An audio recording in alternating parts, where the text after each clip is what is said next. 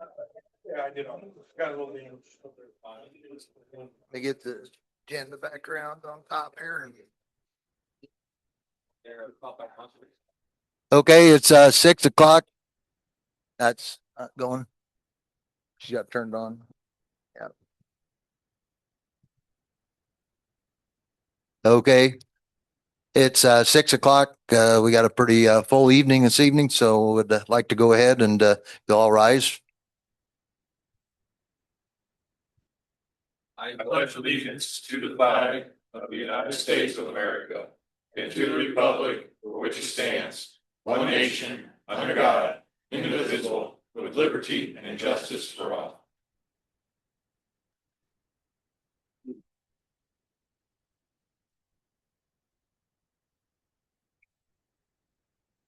Okay, first up are the minutes from our joint session and our full session. First up would be the joint session. Any additions or corrections to the minutes of the July 21st joint session with commissioners?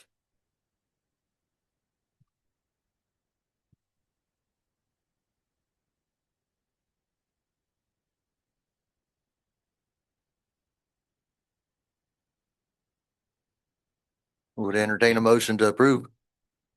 I'll make a motion to approve the minutes Okay. as recorded. Jason moved. Support. Jake seconded. All in favor, say aye. Aye. All opposed? Minutes are approved. Next up would be the regular council meeting from July 21st. Any additions or corrections to those minutes?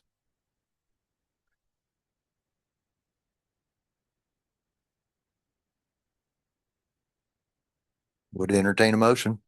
I'll make that motion. Okay. Paul moves. Do I have a second? I'll second. Jason seconded. All in favor, say aye. Aye. All opposed? Minutes are approved. Okay.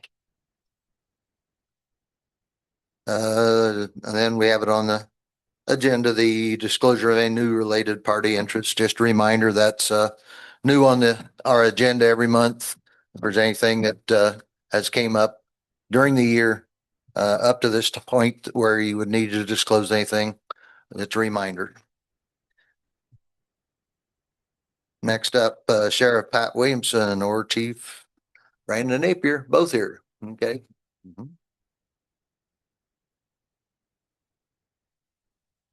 Thank you. Hello. Sure.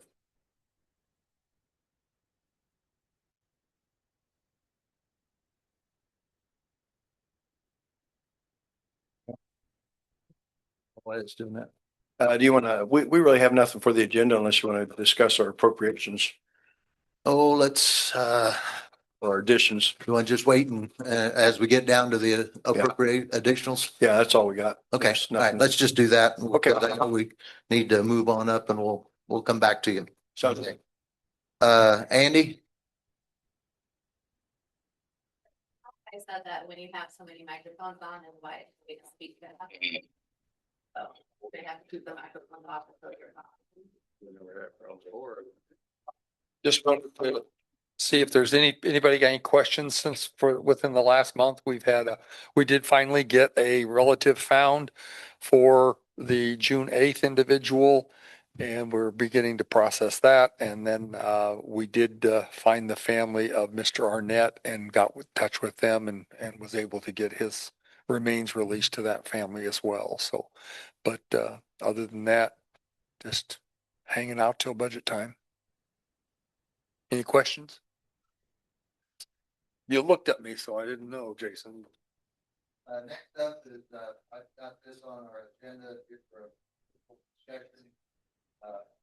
Our LIT allocation percentages. Turned it off. So our LIT allocations that would have to be done by our October meeting if we're going to change percentages that goes to your class 1, 2, and 3. Right now we're at 35, 35, and 30, 1, 2, and 3.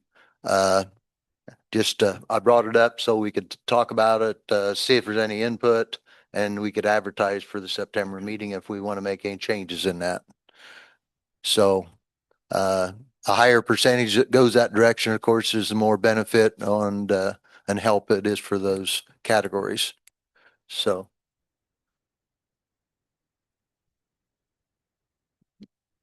Well, it wouldn't hurt anything. I just wanted to bring it to everybody's attention and get a chance to think about it till next month. Would that be what we'd want to do is put it on? We don't have to do anything. It can stay like it is, but, discussions I've had with a few people thought maybe we need to tweak it a little bit. Give, class 1, your home owners and, that, a little bit more attention in there and drop back your, category 3 just a little. Industrial, drop that down a little bit. Now it's going to be changing, of course, here within a 2-year period, but we did change it here in 24 was the last we did anything. So if that would be your, yeah, before that, I think was evenly split, It was. 33, 33, 33. So if that would be your, druthers, we can put it on, advertise it and it can be changed. We can advertise it just the way it is and make changes on it that night to approve. Okay. Cynthia's got that down to make sure we advertise. We could print it just the way it is again, just there, and we can talk at night on it. Either take action and change it, and take action or go there. Okay. Sometimes we think about end of September and it's too late to get it in October. So, okay.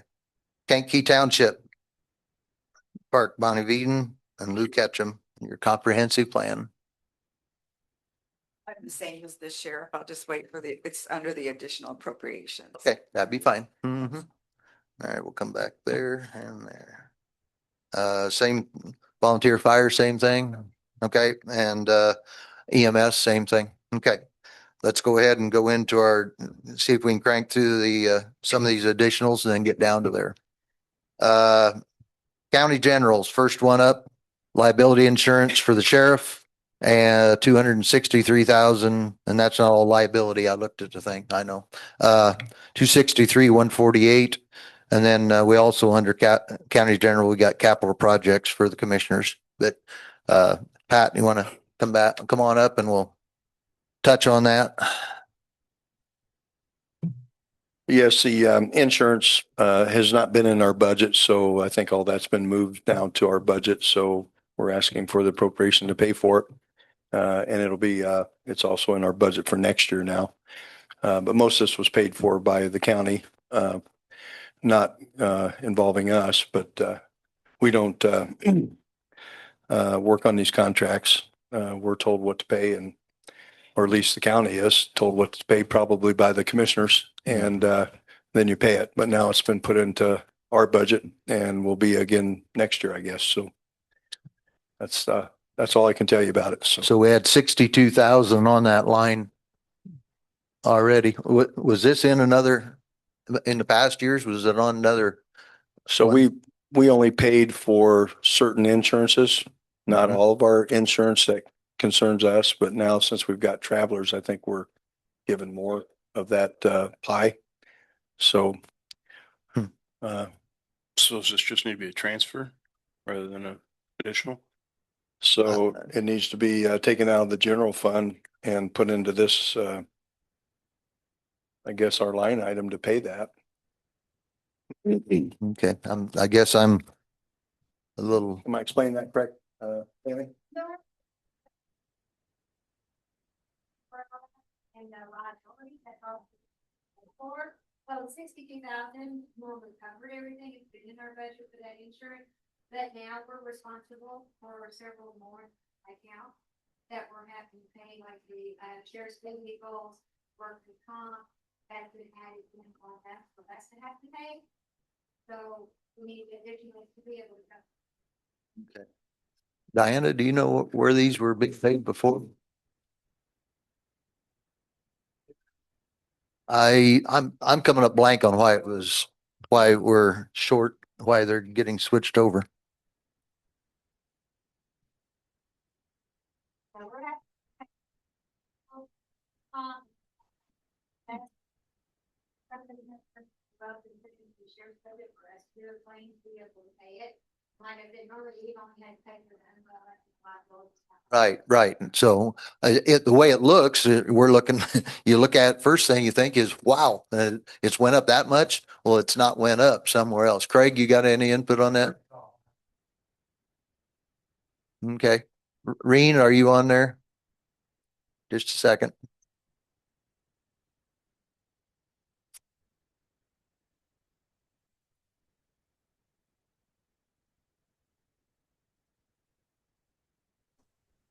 Yeah, I don't recall any direct action that we would have taken that would have caused this. So I'm at a loss to know what's going on. You're right with us. Okay. Sorry, I Well, can't this is just, be of better help. this is just more of a probably structural question, but do we shop our insurance? I'm just asking a question. It's, Probably more of a commissioner question. Do we shop Yeah. with multiple insurance agencies?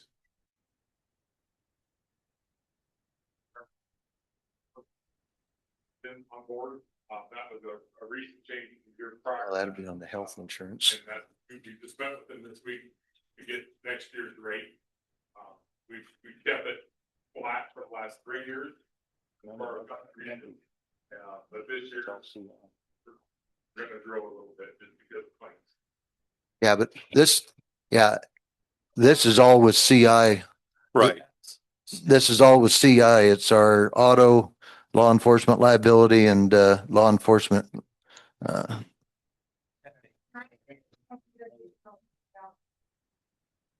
just talking.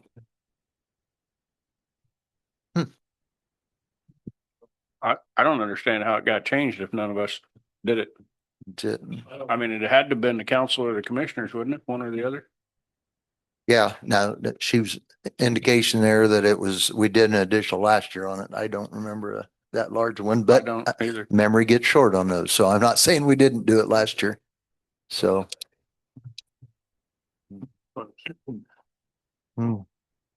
Well. These are all due to be paid right away, 30 days? How are we set up on this? This is, paid out, consolidated, and they. It sits there until. Go ahead and get that paid, and if you're just set the money back in the account, we wouldn't be correct. Has it been paid already? Should have been, I think Jill might have already paid it, I'm not sure, but she may have already. I'm not sure if, I think I'm unmuted here, but to answer Jason's question, Stace, as our insurance agent, does shop around to the various carriers to try to get us the best possible coverage for the money that we do. So when it comes to public sector coverage, there's a limited number of carriers. So he does an excellent job being diligent, looking for how our needs are to be met. Thanks, Reen. Got an idea. Since our meeting is going to continue into tomorrow, budget hearings, we should be able to take action on this one tomorrow when we can research just a little bit more and see what the changeover was so that we can do that direction. So You talking to me on that? Yeah. that, Yeah, it's, Well- That'd be good. yeah, Yeah. that'd be great. Yeah. We'll see what we can find out and we'll take some action on it tomorrow before we finish up tomorrow. Okay. So what's that? Yeah, well, we won't even have to do that. Should be in the same meeting. We should be able to just let it ride till later in the agenda tomorrow. We'll see what we find out and be in touch with you then. So the only thing else we got on the commission, on county general is capital projects for the commissioners. We'll get back on the sheriff, some others. Okay. This was for, since we switched over from CUME-CAP development paying bills. This is to go into capital projects on that, correct? Yeah. Okay. So our CUME-CAP's been in trouble for a couple of years, and we're fixing that going into budget time for next year. But to cover everything that we've had to do as far as upkeep, repairs, and updating, county general, 80,000. Any questions, discussion on that 80,000 for capital projects out of county general commissioner's budget? Is that more courthouse stuff? There's a lot of courthouse stuff on that. Mhm.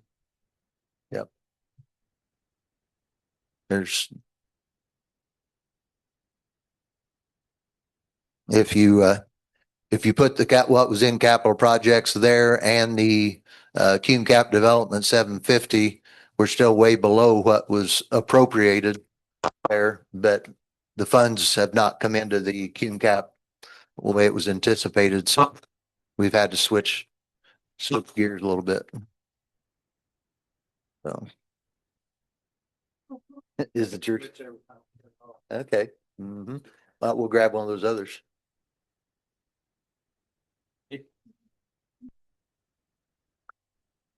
Technology, yeah.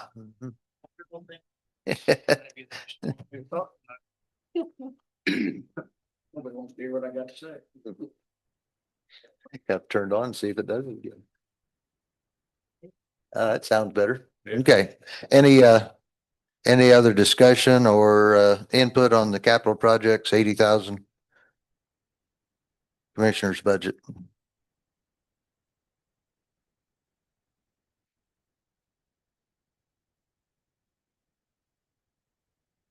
Anyone want to make a motion? I'll make a motion. Okay, Approve the Jason. capital moved. projects. I'll support. Jake, was that you? That was me. Oh, Paul. It's Gary. Gary. Jake, Paul, Gary. Yeah, I'll get there. Get as bad as my mother always was. Yeah. All right. Moved and seconded to appropriate 80,000 county general. All in favor, say aye. Aye. All opposed? Motion carried. All right. The next one is the AWS construction compliance and professional services.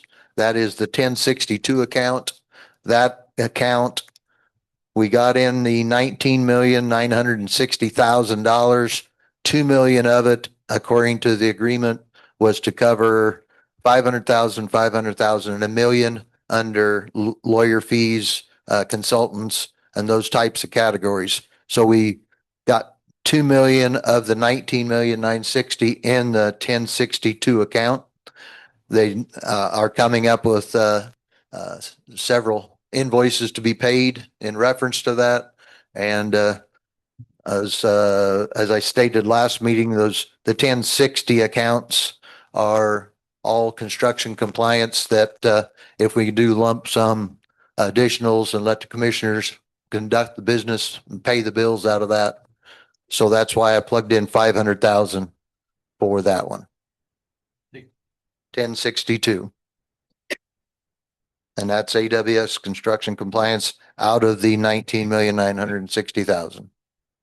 Any questions on that?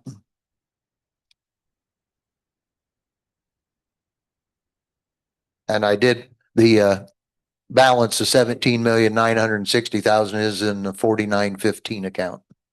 We'll be dealing with that one in a little bit. So. I'll make a motion. Okay, Scott moved. I'll second that. Paul seconded. All in favor, say aye. Aye. All opposed? All right. LIT special purpose. 100,000 for medical and hospital. Let's see. That's me again. Yep, I had 207,000 in that line for the year. Oh, well, you're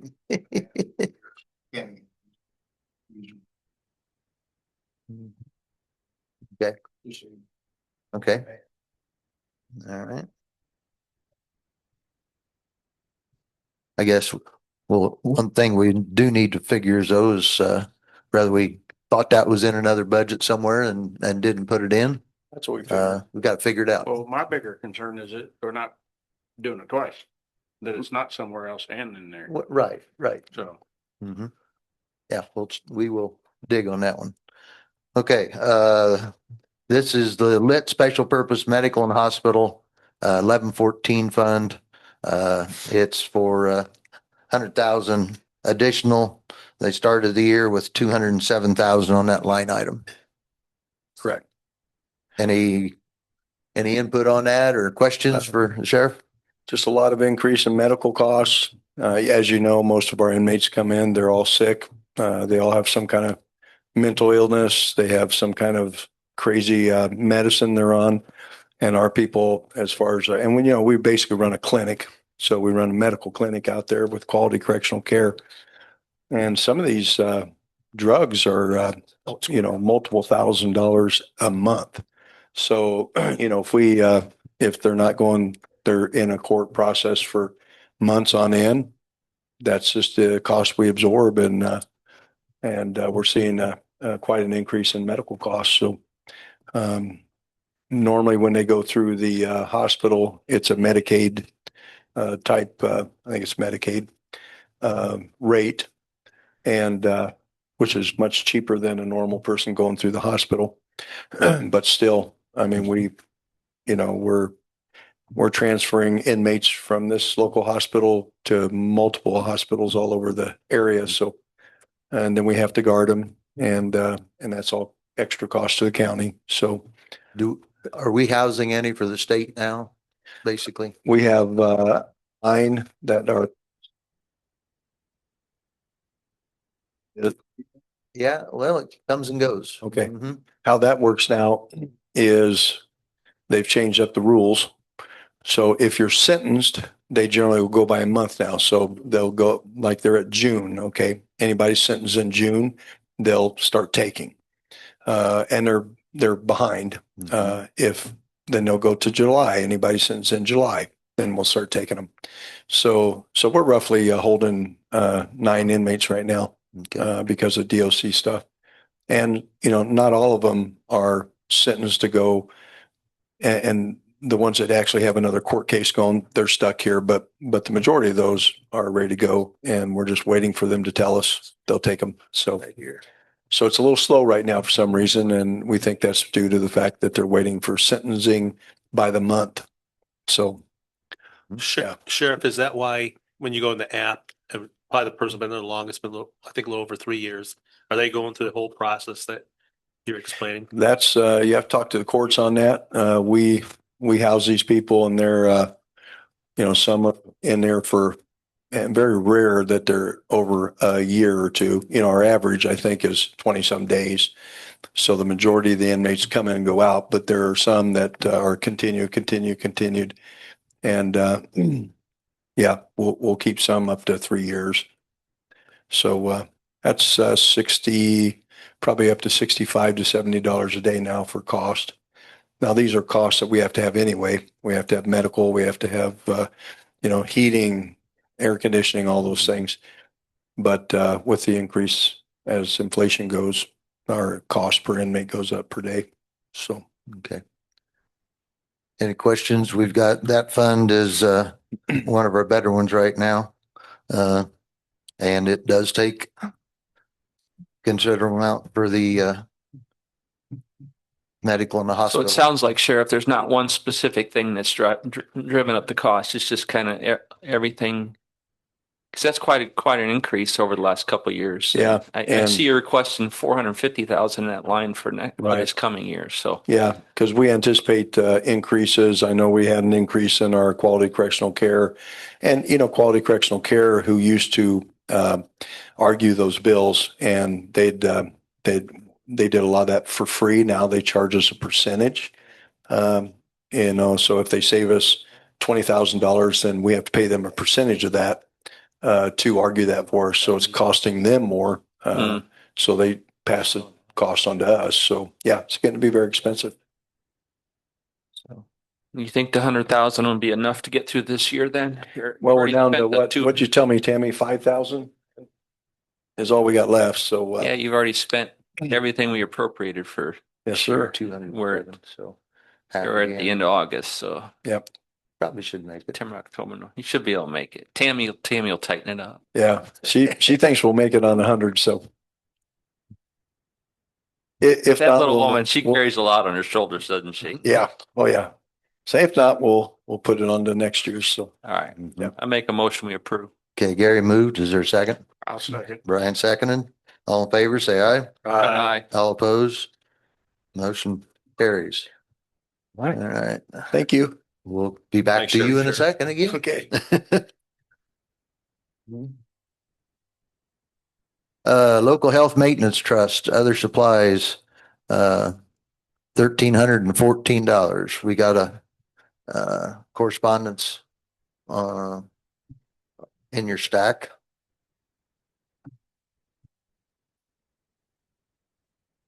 Any, questions on that? It's a 1206 fund. Right there it is.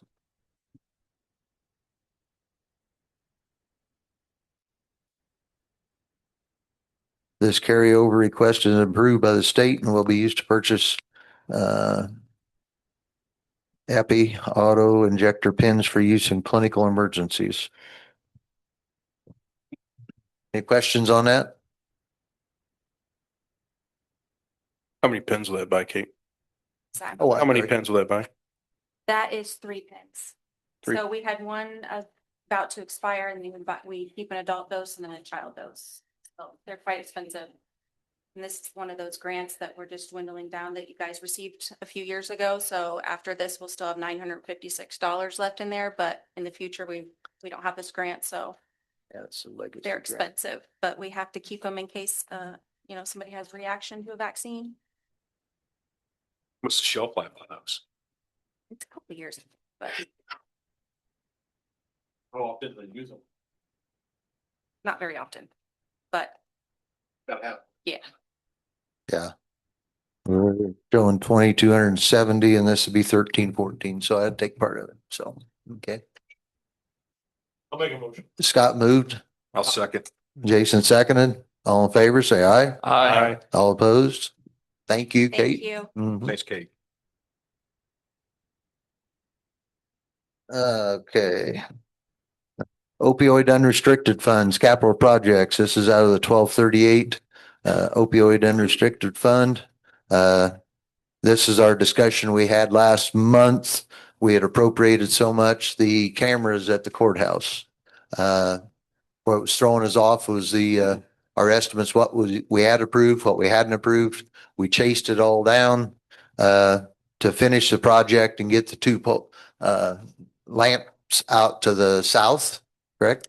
That will take 39,119, should complete the project with what we've appropriated already. Anything you want to add to that, Mr. Commissioner?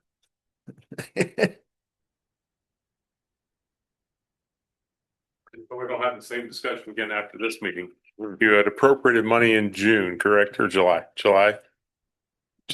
June. You appropriated that money. The money you're appropriating tonight is in addition to that. Right. That'll make the project whole and complete it. Correct. Mhm. Complete camera system, And the the two two lamps in. Yep. Everything done. Yep. Electric motors, everything. figured Fiber. into it. Everything. Okay. Yep. Any questions?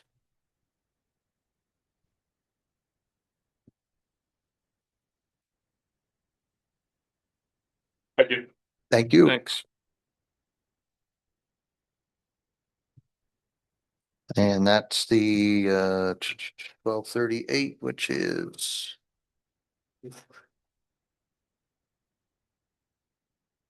yeah. There's about 89,000 left in there right now.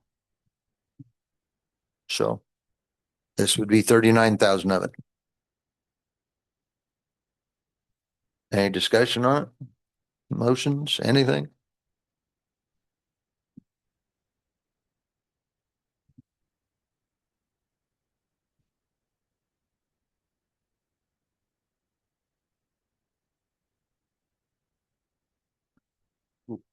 I'll make a motion to approve. Jason moved, I'll support. Jason, Jacob seconded. All right. All in favor, say aye. Aye. All opposed? Motion carried. Let's jump down to County General's Soil Water Conservation. Let's bring him on up before we get into the big one there. Come on up. Steve, I'm only here since slash taxpayer, I have no plans. Okay, is anybody here with, oh, that's just a this is just a transfer. Let's go ahead and handle that one, then we can go back up to the big ones as we get there. Soil and water conservation dues and subscriptions to educational film and material. $436.98. Anyone want to approve that transfer? Should be two of them, isn't there? Two transfers. You got other. Only one of them has to be approved by the council. Okay. The one that going from the same 300 account to the other 300 account doesn't have to be approved. Can transfer without our approval. Okay. Okay. Make All a right. motion to support the 436.98. 436.98. Gary moved. Is it second? Second. Brian seconded. All in favor, say aye. Aye. Thank you, Cynthia. Keeping straight on that. All right, now. We go back up. We got a 4915 account. The AWS Amazon Community Enhancement is the title on that one. We've got several parts of that. The let's see, most Sheriff, you want to come up and handle yours? You got 1, 2, 3, 4, 5, most of them, 6 things on that one. So we have number 3 through 7. That's Okay. ours. Mhm. And these are our contracts for our radios, our dash cams. It's not everything that we have in yet, but those are the things that we've initially given to you, the council. And there's 3 big ticket items that we have. We have dash cameras, we have body cameras, and we have radios, and they're all Motorola products. So Is that the 564, 623? yeah, that's number 3 there. Mm-hmm. So that's those.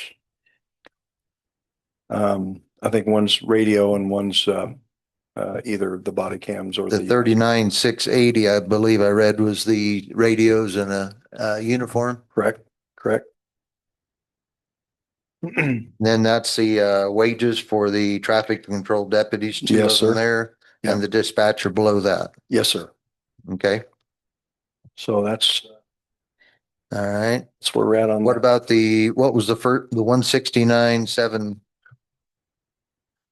That's Wheatfield. sheriff support?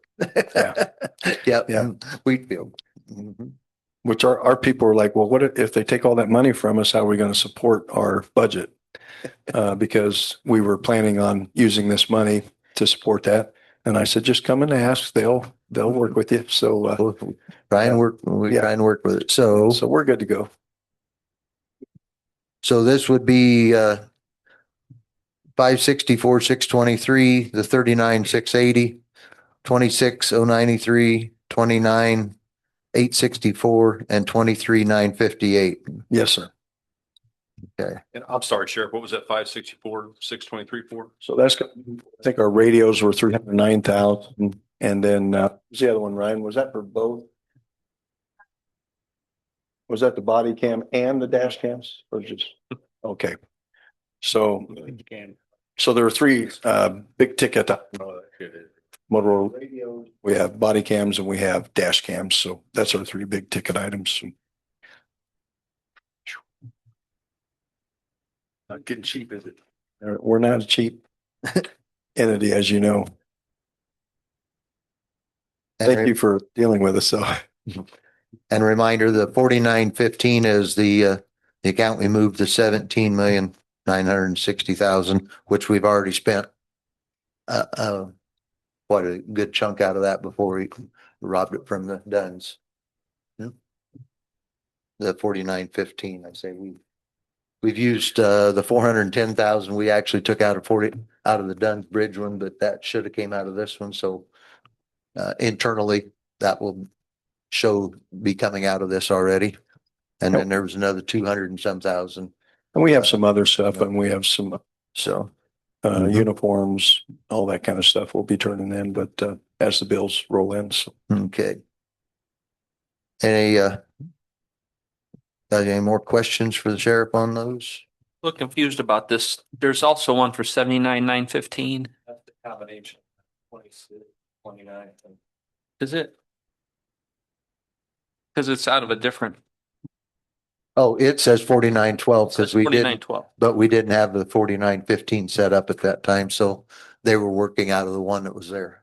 Okay. We moved it to 4915. Okay. I told Cynthia the money's been transferred over there and that's the one it should come out of. Okay. So. Sheriff, I just want to make sure I understand the 564, that's in-car cameras for the whole fleet. Yeah, I think without seeing our contracts on that, So, well, it says 26 units. I'm not sure where both of those.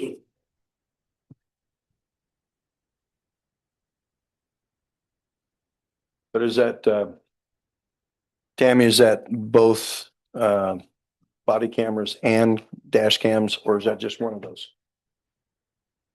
You think that's all three? Okay. No, it's 39. Okay. All right, yeah. All three of them. Mhm. 39.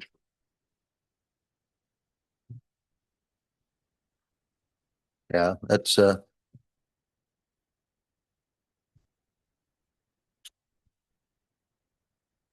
that's what the 79 was 26, 29, 23. Is that what that came? those three. Mhm. Should be that one. Yeah, one thing we just a reminder was 2.5 million for our sheriff Yes. completely in there, but right now we've received 1.5. And there's Right, another right. million to be coming later on. So when and we've got to cover our traffic control salaries with that. Yep. Yeah, I think this will come back with that 169 you're going to take out of there. Brandon may have to come back in maybe 2 years or year and a half, something like that. We got to cover all of our salaries. We have 4 people we're hiring. And I see looking ahead to the budgets there, I think some of those got plugged into your general budget instead of the 4915, which we don't have in the book. So but we'll have to do those as additional after the first of the year. So we'll address those as we get to them. To keep them in that 4915 account. So How much it's going to cost you a year for that staff? For the staff?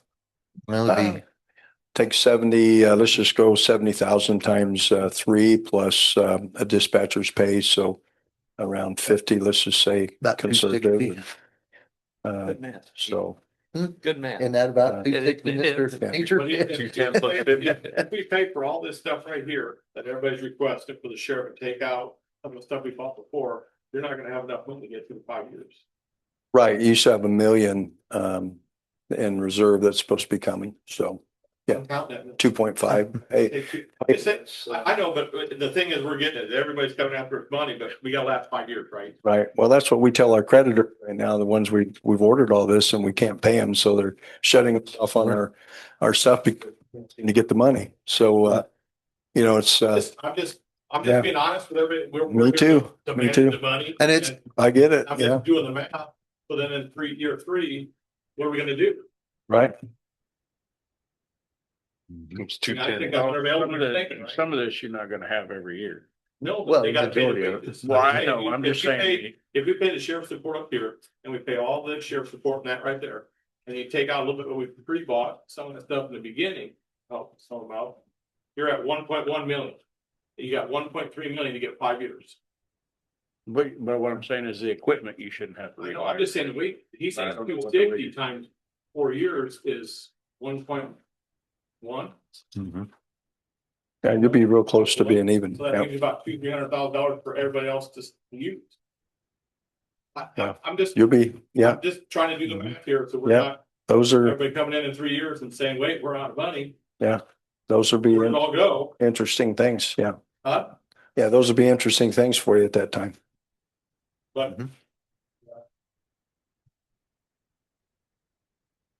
Okay.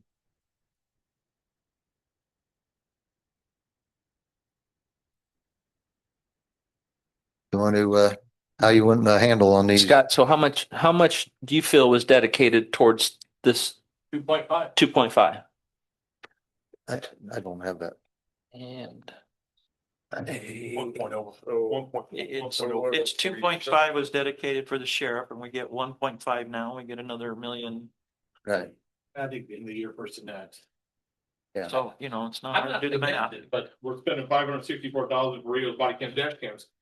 And that's for the whole county, which is great, but that if we run out year 3 and we need money for the traffic control up there, which the money was set aside for, if we spend it all on radios and dash, I'm not against radios and dash cams, but we're pulling, like, all this stuff has become a big slush fund for everyone. And we're pulling it, but then in the end, when we're out, what are we gonna do? Then we got the wages and we have to continue off traffic control, offer the services, and we're out of money. Where's it gonna fall back on? I just want people to be diligent with it. I'm not saying I'm against it. I'm just saying, we pull it from the right funds and paying all of it out of AWS for radios, body cams, and dash cams. Sheriff, that 564, how was that like every car, every officer with new? Yep. Which is great. I'm Yeah. just saying is that. No, I get it. I get it. That Yeah, money is supposed to be used for. absolutely. Stuff up there to take care of it. And we control the whole county. Yeah, that's why I say if we keep, Coming at 564, all be coming out of that fund. and that's why I say if we keep pulling from that fund for other uses, then you're gonna have to figure out where I can, and because we're really close on the 2.5, we're real close. And I'm not even sure this project's gonna be a 5-year project. I know we've been told 3 to 5 years. Right. Okay. So, yeah, you're gonna be getting, gonna be pretty close to the end of the budget. And one thing if we go to getting close and we've got the other economic development projects coming in that we can, if we're a little shy on something, we can make a little adjustment. But Scott's point is good. And Sheriff just happens to be the one up here right now. We're not picking on you. No, I understand. We've got to consider that upgrades and blank purchases out of it's probably not the best on it. But because like I say, we do want to keep those wages in that one to utilize it that way and go there. Well, and I agree. I mean, if we're, if that 564 was for every single car, every single officer, I don't know that this should come out of that fund. Well, the thing we can do internally on books is we took the 410,000 and 207,000 out of the Dunn's EDA. We can internally consider part of this that should have been used on, we could use those economic development payments to help cover to jack that up too. I don't know. I'm just searching. So.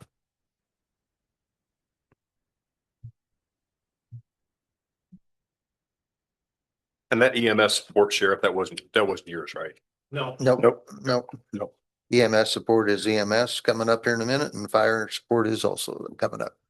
So. We're number 3 through 7. Yep. Any other questions, discussion? I think on the front end, it would be nice if it was all, we could say this is definitely from Amazon. And then if we have money left at year 3, 4, 5, then how are we going to spend these money to support, right? So maybe we hold off on the 564 and. I don't know. What are we at as far as ordering and what's been done on that? Yeah, we have, our radios already at Raycom. Okay. Okay. So That's what I thought. I think we have most of our stuff. So, okay. And I think we've already signed contracts and all that. So I think at this point, you got to pay the bills. Got to pay the bills. But going forward, it'd be nice if first come after before we order. Well, Well, we have talked. I we've submitted talked about that. it. You've all been aware of it, so more than aware of it. I'm just saying, we gotta know, hey, this is coming up, what are you pulling? But you start seeing numbers, they get thrown in there, just making sure we have enough money at the end, right?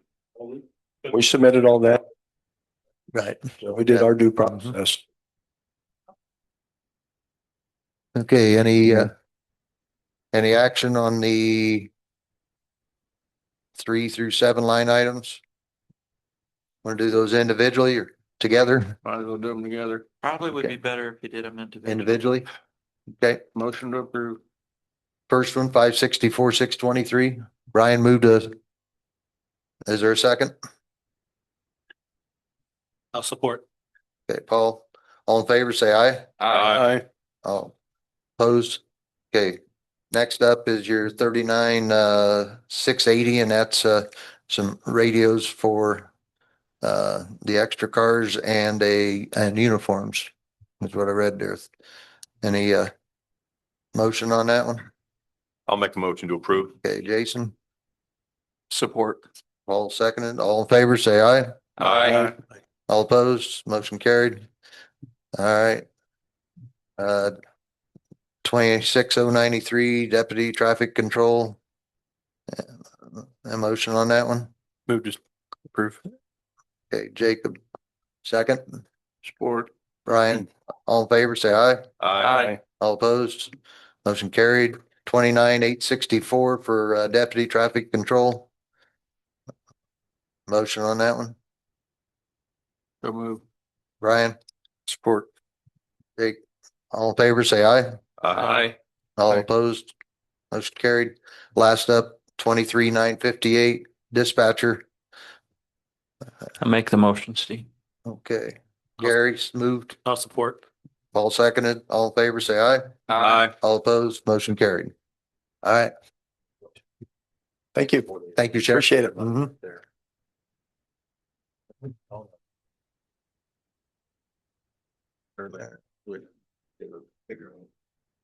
I don't remember exactly what it was. Sheriff support, Wheatfield, come on up, we'll.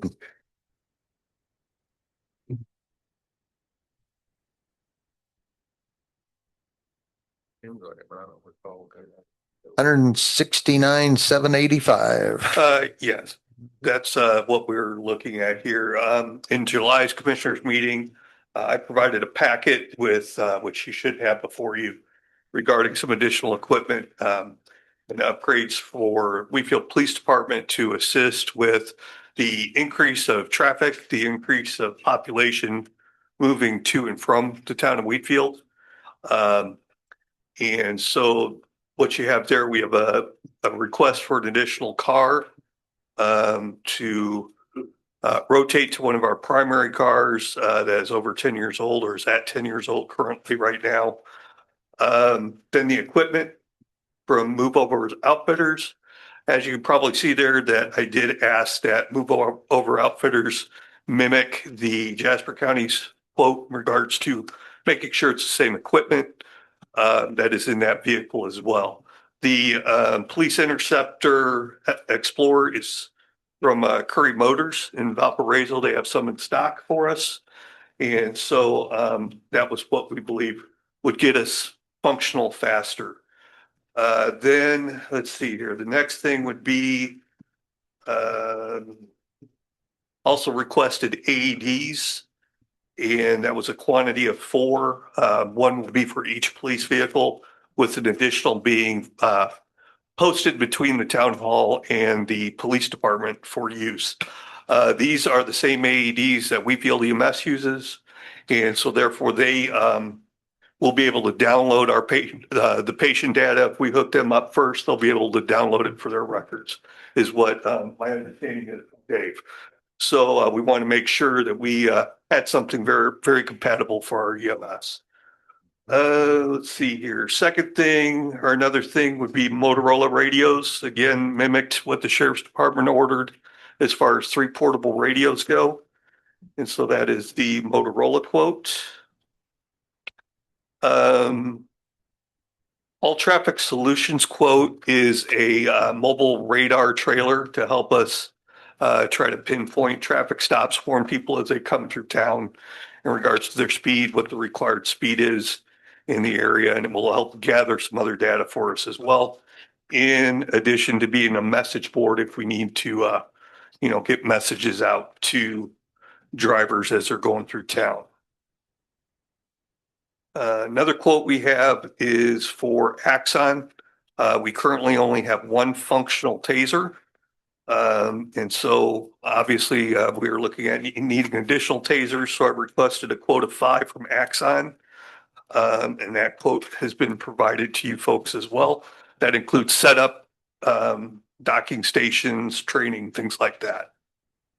And the last quote would be from Dell Technologies, and that is 4 MDT or 4 mobile computers for us, the same units that the sheriff's department are using.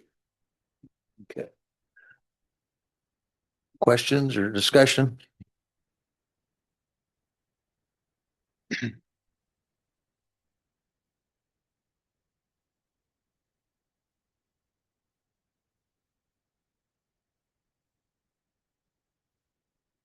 Kind of the same thing here. You've got a few things in here. You got, you've got, 5, you got some things that wouldn't be directly tied maybe to the Amazon project, Okay. but go ahead. No, which items are you thinking Well, would I maybe mean, not be tied to? So I can answer. You're correctly. upgrading your radios. I mean, that's, Our radios are Yeah. extremely outdated. We're asking for help with those. They Yeah. cannot be updated anymore. Yeah. So you're using this kind of to get things up to speed too, and Up to and speed, these are in not going to addition be, to yeah. being on the same equipment the sheriff's department is on for officer safety purposes And then as well. the staffing of this car or this vehicle, the staffing. Staffing currently, our department is a part-time department. Okay. We are the town of Wheatfield has a budget of 8 hours a day, 7 days a week, 24 hours. Or 7 days a week Okay. of 8 hours. However, down the road, I probably will be looking at additional requests once we see that increase of additional construction workers coming in traffic to add perhaps another 8-hour shift temporarily. I'm not looking permanently at this point, just to get us through this hump of all the increase of traffic coming through. Jeff, is this for the most part the people coming from the east, the west and south, or are you guys expanding and going north? Correct.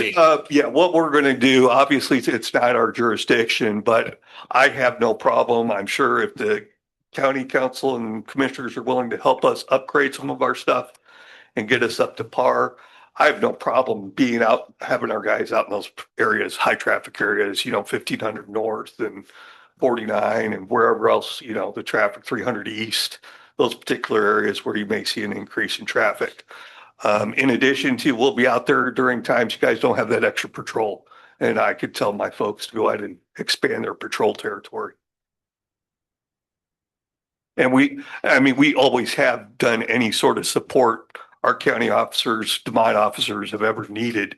If we're within 5-6 miles or more, we'll go where, if we're the closest officer and we're 20 miles away, we'll go for our county officers or for anybody for that matter. So I would assume during the hours that you don't have somebody on duty, the county sheriff's department covers. Yeah, they cover.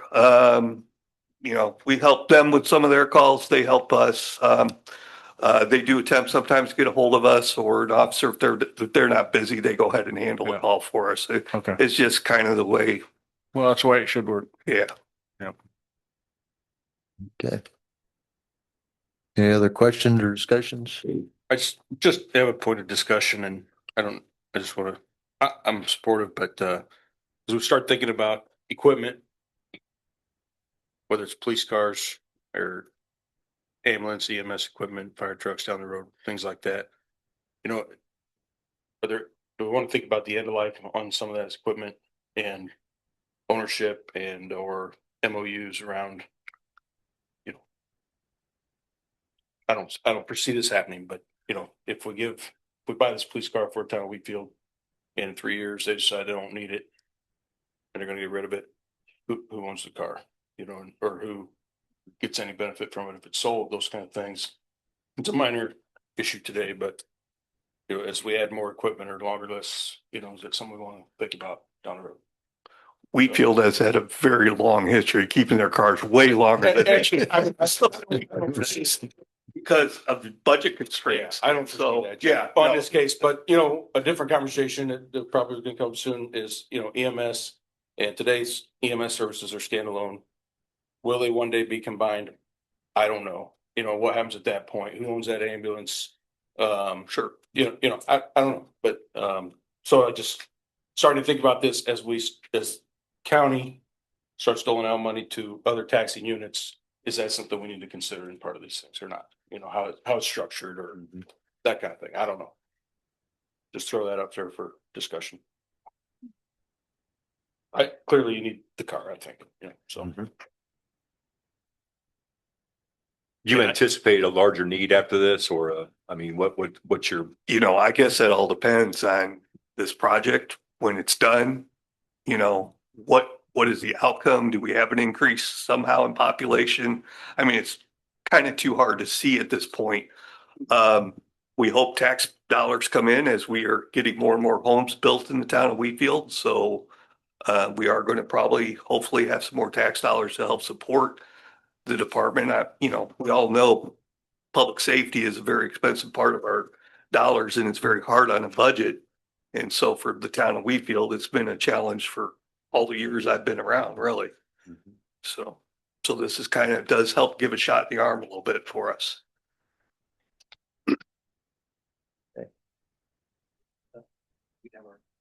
Look at.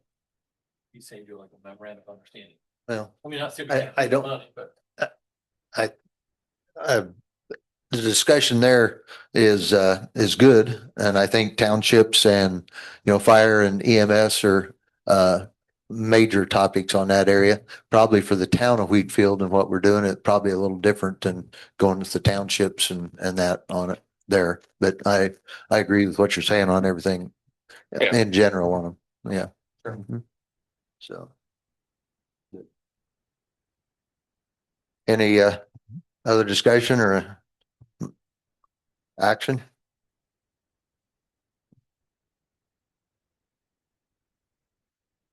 I'll move to approve. Okay, Jake move, I'll second. Jason seconded. All in favor, say aye. Aye. All opposed? Approved. Thank you. Thank you. EMS support, you're up next. Come on up.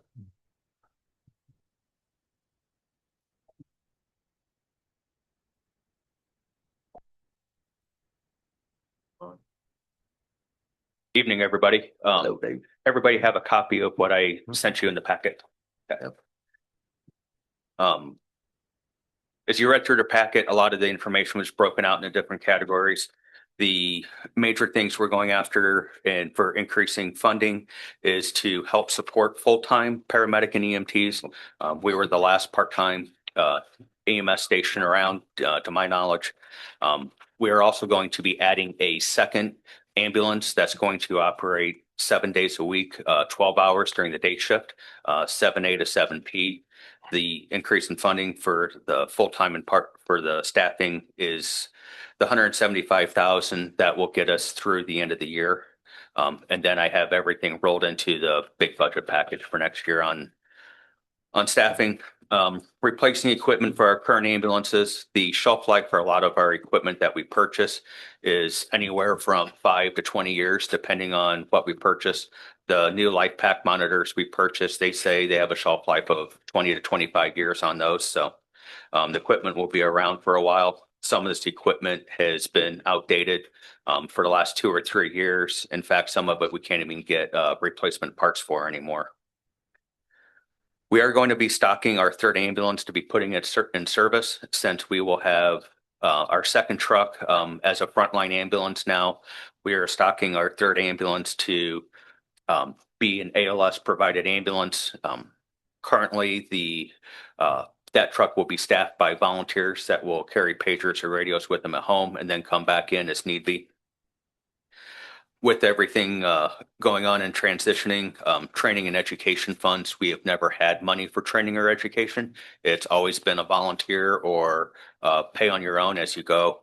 So this will give us CPR mannequins, AED training and the other equipment we need for teaching classes. Station improvements to handle more personnel working there. We're doubling our personnel staff. That's going to be in the station. It was built and designed primarily around 2 people being there. The furniture is very outdated and worn out, and it's been probably close to almost a decade since the last time we had a fresh coat of paint in there. Safety gears and uniforms. We currently do not have any safety gear for our EMS personnel to wear when they go out on a scene. If the car accident is too dangerous for them, they pretty much have to sit back and wait for fire to bring the patient to them. So this will then get them extrication equipment approved, gear to wear. We're just going to be buying multiple sizes, and it will be shared amongst the employees as shifts rotate. So we will be able to get a lot of benefit out of that.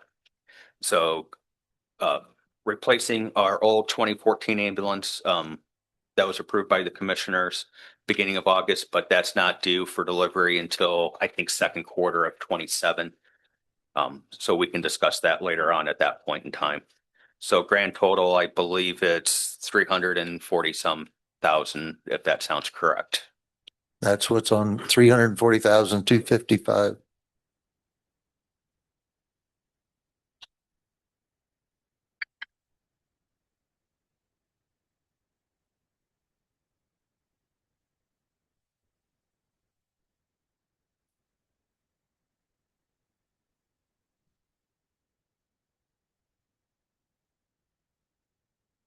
So right now it's everything except for the replacing of the ambulance. Is that correct? Number 3.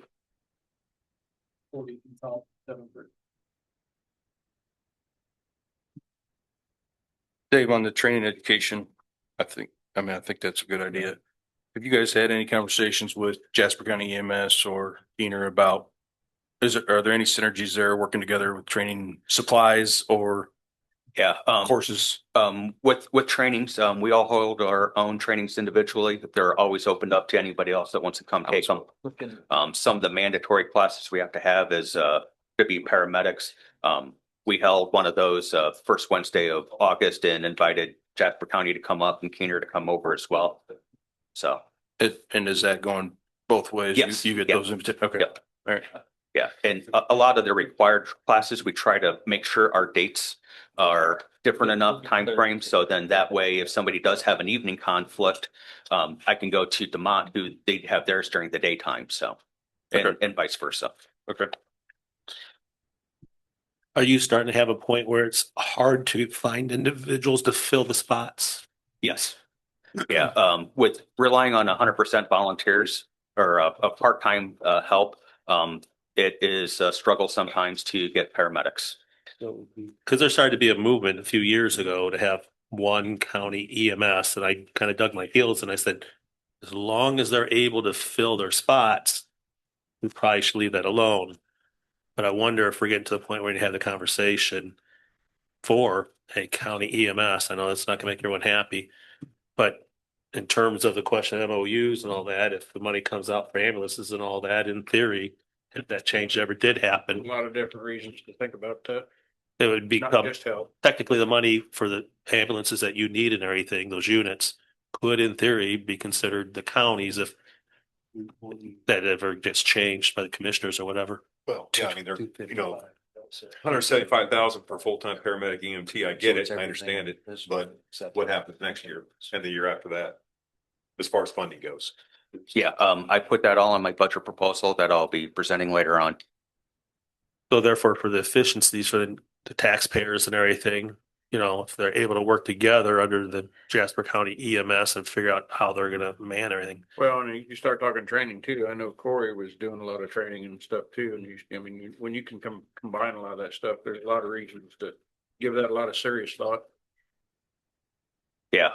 Going to the full-time will help guarantee me people showing up. The shifts we work are 24/48, 24 hours on, 48 hours off. So you work every third day. The month of July was horrible finding weekend paramedics. Had plenty of help during the week, but everybody wanted the July weekends off. To where having this full-time schedule will will help fill those voids. Dave, just thinking through the labor issue, try to follow you. So you currently have one truck staffed 24 Correct. Yeah. hours. You're going to staff the second truck 12 hours. Yep. That's 4 additional people. Is that? It'd be 2 additional slots we would need to fill then. But you're going to need more than 2 people to. We are Or hiring. you only run 12 hours a day. We're only running 12 hours, and the second truck will be staffed with our current part-time crews. Okay. So the first truck will be staffed 24 hours a day with our full-time crews. The second truck will be staffed 12 hours a day with our part-time crews. 7 days a week. 7 days a week, yeah. Okay. The construction's supposed to run out there 7 days a week. So we're gonna match that with them. That's what it would be. Have you talked to other counties that had a data center come in, like what their increased volume was, what there was, because they're talking about setting a triage center out there themselves too, right? Yep. So how much are we really gonna be responsible? How much will they take care of? A lot of what we've learned so far is they said expect your call volume to go up by 30 to 40%. And that's going to come in 3 unique different areas. Area number 1 is going to be people at the job site, workers that will need to be transported. They will have their own nurses and clinic there. This would be people that need to get transported out. That's who we would be taking. Those would be the severe traumas. Those would be your chest pains, difficulty breathing, a lot of that sort of stuff. The second call volume that we're going to see an increase on is car accidents. And that is all going to be outside of the project site where they will have nothing to do with car accidents. That's everybody going to and from the job site. And the third one they say is the weirdest. It's going to be the followers that come with these workers. This is going to be the spouses and children that are going to move in, live in a camper and have nothing to do. So the domestics, alcohol, drug abuse, overdoses will go up quite a bit as well.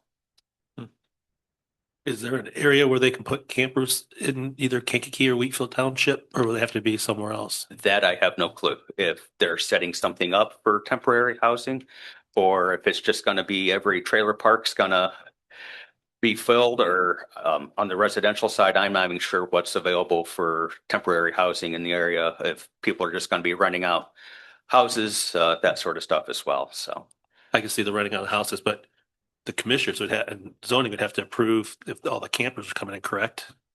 You have ever have a field or something? Yeah. There is that campground, the Loves up there by at 10. Yeah. I mean, I'm sure that's going to get booked up pretty quick. But they can only stay there for 21 days. Yeah. They can't set a permanent. I mean, that was when we approved that zone, Okay. that's what it was. So they're not gonna set a permanent there. The one Yeah. down in Remington can be there all the time. I mean, there's a lot of construction living. They built IBEC. That's where a lot of them guys live, just down there. So you're asking for 340, right? 255? Yes, that is correct. We had a couple, we have one that came in on July the 6th, but then we had August the 14th, kind of the same numbers, but a little bit lower on the ambulance. And then you removed one of the line items off of that. So is this the one we're working off of, the 814 one? Correct. Yes. Yeah. Minus the ambulance. Minus the, Right. yeah. The initial quotes on the ambulance I got was 401,000. Right. And that was a spec, or that was a custom model built that was going to be delivered in 28 or 29. I was able to talk with the vendor. We were able to do some changing of equipment and getting just a regular spec model coming off the line, and was able to get that down to about the 316,000. So I was able to do some wheeling and dealing and shaving some figures there, and it'll also be ready a year and a half sooner. Dave, on these, on the wages, are you in coordination with Keener and JCMS as far as matching wages, so we're Yes. not in a competitive? Yes, everything is exactly the same. Okay. Keener EMS was nice enough to hand me all their paperwork, and so everything is 100% matched up. Same dollar per hour figure, same ratio on benefits, contributions, that sort of stuff, as an 80-20 for like health insurance. So yeah, we are exactly. Maybe it's time to bring all 3 of them together. Well, I mean, it's basically county funded at this point. Well, it is county funded, but it isn't. Wasn't necessarily taxpayer money. I mean, it wasn't raised through taxes. This is what it was intended for, right? No, I This- agree. this but- part, So but- it is, This- it but is, this it gonna be is. Ongoing. It is. It's a crossover. It's hard to keep them all separate, but Yeah. Yeah, but even after these projects are done, you're gonna have to continue to pay for it, so that becomes taxpayer money. Right. Eventually. So. Yeah, just a brief 30-second history lesson. In 75 is when Northern Jasper County EMS started as a combination of Wheatfield and Keener. And then in 83 or 84, Keener separated on their own. So used to be a lot closer together, and Jasper and Rensselaer was always done by privates back then. Contracted out. Okay. Any other questions or action on EMS support on 4915 of 340,255 for the Wheatfield ambulance service?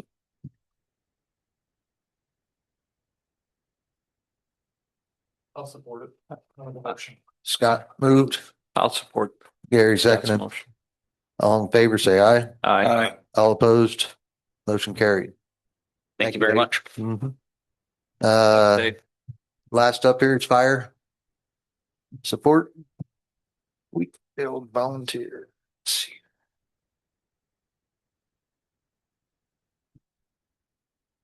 Good evening. Hello. Mhm. So what we're asking for is $94,395.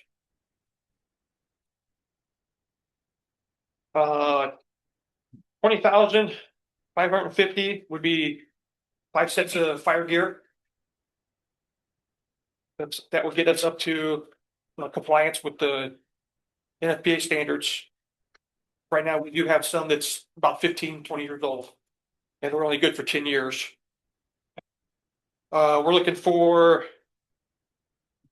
new radios, dual band radios. We get to talk to the county and the local, Keener, Valparaiso, Couts, anything in Porter County.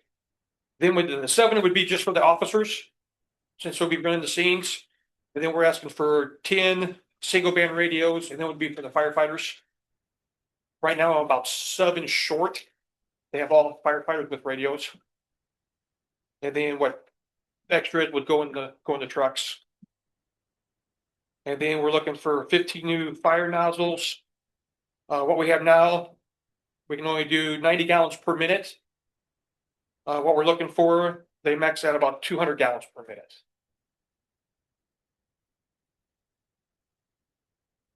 So that's what I'm looking for tonight. So you have 2 through 4 on our list here.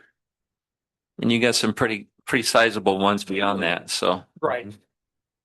are you going to be coming back for those eventually? Yes. Yeah. I know the next thing we're gonna be coming back for is the MSAs. Last commissioners meeting, we did present them. We thought we was gonna be able to get a grant.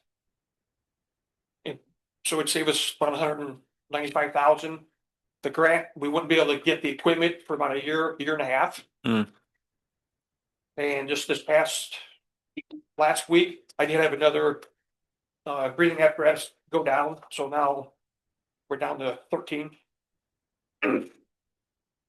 Chief Ratliff, I was curious. You're the expert in this area. I'm not. In terms of the Amazon stuff, so much of it being electrical, water has a tougher time with electrics, right? So do you have the stuff you need to be able to put out a fire tied to that? Yes, we got foam. I have been in talks with one of the guys from Ryan Construction. Some of the stuff that we will need. He did help us put this together. So we should be pretty close to what we can handle, and then what they don't want us to handle. They're not going to have their own fire division on site, are they? Okay, but they will obviously have medical. Yeah. Thank you. Because that's Greg, like you was talking to the trucks. That's going to be on down the line. I know 2 of them I can get within about 60 days. The Quint, which we're looking almost $1.5 million. That should have been. Once these buildings start going up, That was not bad. there's somebody stuck up there. There's no way to get them down. 4912. Yeah, so that's gonna be, it'll be future.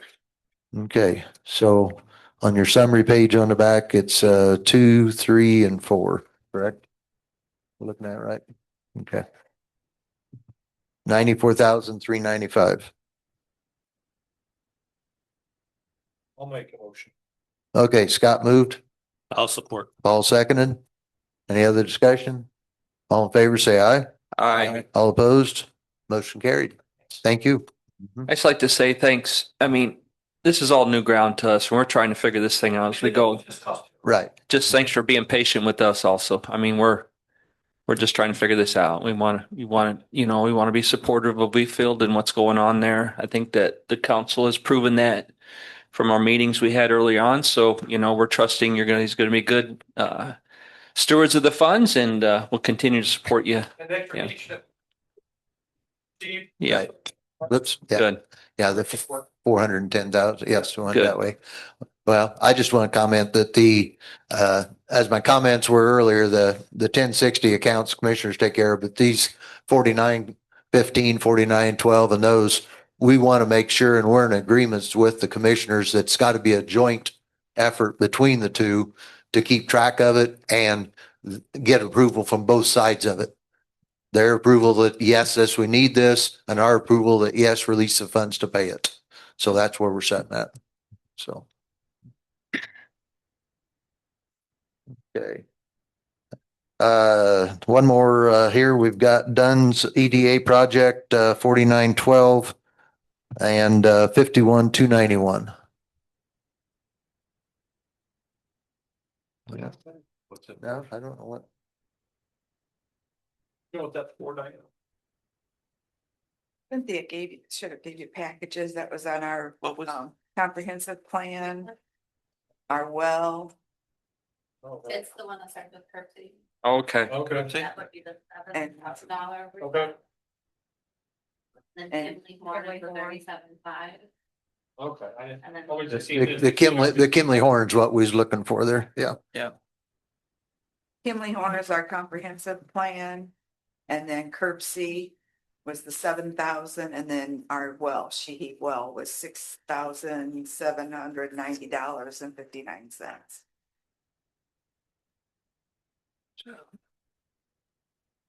Okay.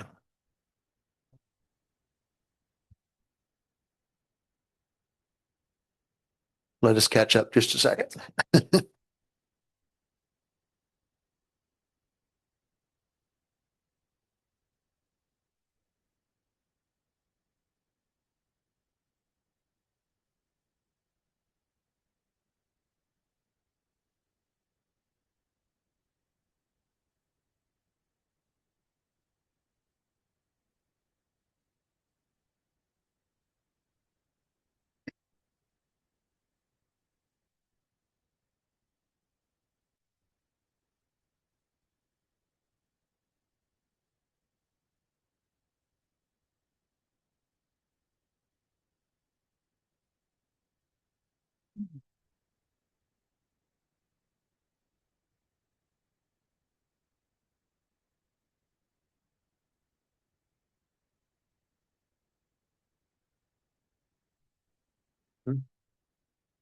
Yeah, anything you want to add to it there? I do have a thing I got back from Kimley Horn, just a schedule of how they think the project is gonna go for July, how they're gonna do everything. I do have copies of that if you each want one of those. It's just their, like early coordination, draft the project. If you've got copies, that's fine. I do. Okay, that'd be great. Any questions? I would say these are all the things in here that we requested. Thank you. Yes. Oh, we've. Yeah. Yep. Mhm.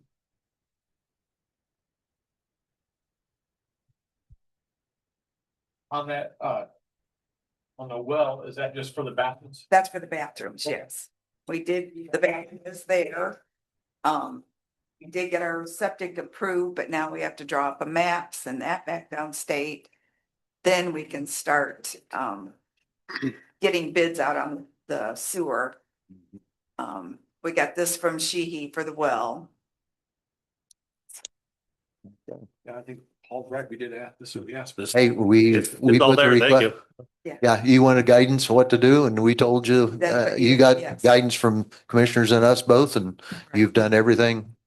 Right. A lot of effort went into it. It Do was. appreciate that. Thank you. So, I'll make the motion if there's no other discussion. okay, Paul moved, I'll support. Gary seconded. All in favor, say aye. Aye. All opposed? It is approved. Okay, thank you. Mhm. Thank you. Thank you. Thank you. Okay. Who we got? Historical Society. Thanks.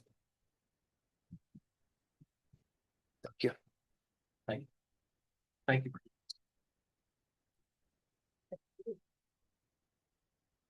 I put a packet in front of you with presentation and all of the estimates we've gotten for the Pioneer Village repairs to the log cabin and Rosebud School.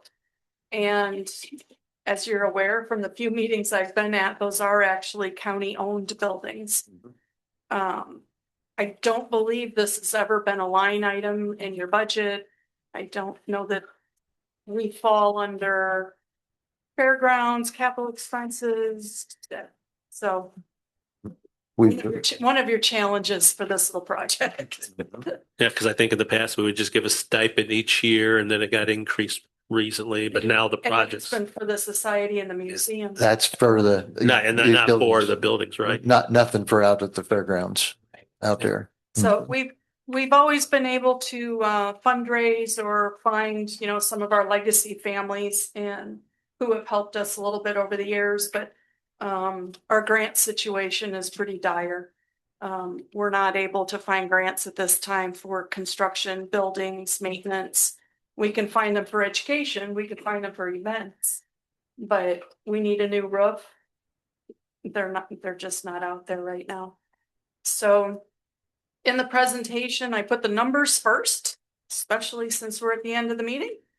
So the first group I have for you is for Rosebud School. We have two options. I have listed the vendors who provided the bids in each option. So the first option, well, for Rosebud School, the joists underneath the building are actually broken. And the bell tower needs some repair.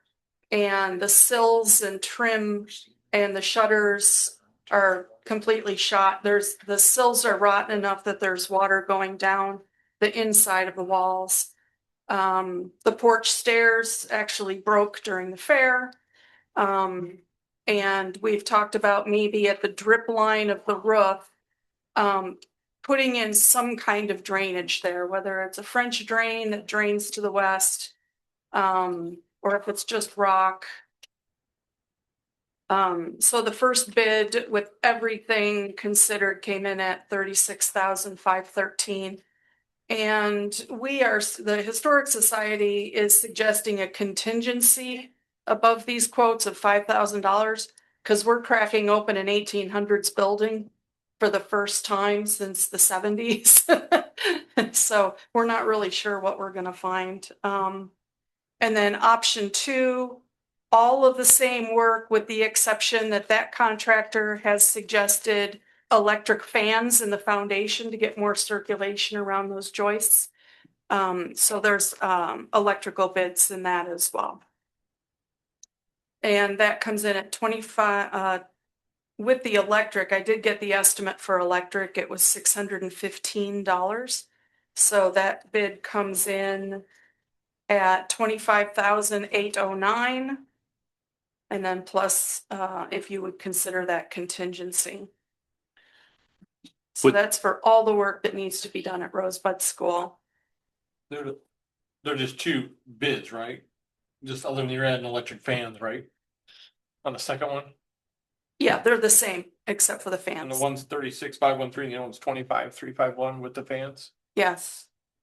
And it's the difference in contractor pricing. Is this something the contractors be able to get to before winter? So, before the snow sits on the roof and everything else, do you know? We were assuming this would be in the 27 budget. Okay. And our goal would be to have the work done at least a month prior, because we're gonna have to move things out and move things back in at least a month prior to fair. So we can have the buildings open again. So they're all anticipating this would be work in the spring. Because we thought it would end up in your 27 budget. Thank you. Have you talked to the tourism board about this? Seems like this could be something they could get behind too. Not in any kind of great Okay. detail. Yeah. I mean, it seems like it's definitely something we want to be, get done. Yeah. Just trying to figure out how to, Right. incorporate a couple different sources here. Okay. And now Where that we're gonna get it from. now that we have the bids. Yeah. We'd be able to, I mean, I literally got the electric bid this morning. So, if that's what we need to do next, I don't think the Jasper. I mean, it's not I don't think the Jasper Newton Foundation Yeah. is, that kind of money for construction. Good idea. They get money for some of that stuff. yeah, it seems like it. I mean, They got a lot of it. You might as well use it for that kind of stuff. just be nice to have a partnership on Maybe they something could like use it this. for some one color paint this time. Are you voicing your opinion on a specific thing? I guess I am. And with tourism, they don't have any grants or they don't have any language available on their websites or anything that say that they'll support a capital expenditure. So. They'll be coming for budget hearings. Okay. Well, because I've been in there 4 times and there's a real nice younger woman who works in there, but it is a little slower in there. I pester about Charlie Halleck's stuff, but besides that, Yeah. So you may have answered this question. I was looking at some numbers, but what's the timeline for this? We all assumed it would be in your 27 budget Okay. for spring because we didn't know if funds would be readily available right now. So. Before fair is what she's hoping. Yeah, we'd like it done before fair. The Rosebud School, right? Yes. Yeah. And then if there's any other questions on Rosebud, I can move on to the log cabin. It's fine. Mhm. Okay. So at the log cabin, we need a new roof and gables and just some miscellaneous little updating work. And when we had our preservation study done, he suggested removing a lot of that soil around the log cabin because it's getting to be above the concrete and it's threatened, the actual soil levels threatening the bottom logs. So he suggests we peel all that away, get rid of the rotting railroad ties, and we're thinking, I had them estimate, Brown's estimate for rock around the whole thing with edging to be determined, depending on who mows out there. We'll ask them what works best. It may end up with some wild plantings in there to make it look kind of homesteady prairie. It may end up rock. But we had them estimate the rock, assuming that would be the more expensive, just so we had all the numbers. So we have 3 estimates, 3 different contractors willing and able to do this work. The first estimate is actually with cedar shakes, like you would see on a contemporary home, installed according to manufacturer specifications with all of the ice dam fabric and the whole thing like it's a residential property. What we would prefer from a historic perspective is to replace the current split shingle roof with a new split shingle roof that looks a little bit rough and more pioneer. So the first option came in at $47,837. Second option is $22,712. And option 3 is $21,062. And those vendors are listed there as well. And all of the estimates are at the back of your packet if you want to look actually at the numbers and what's all included and who the vendors are. They have 7%.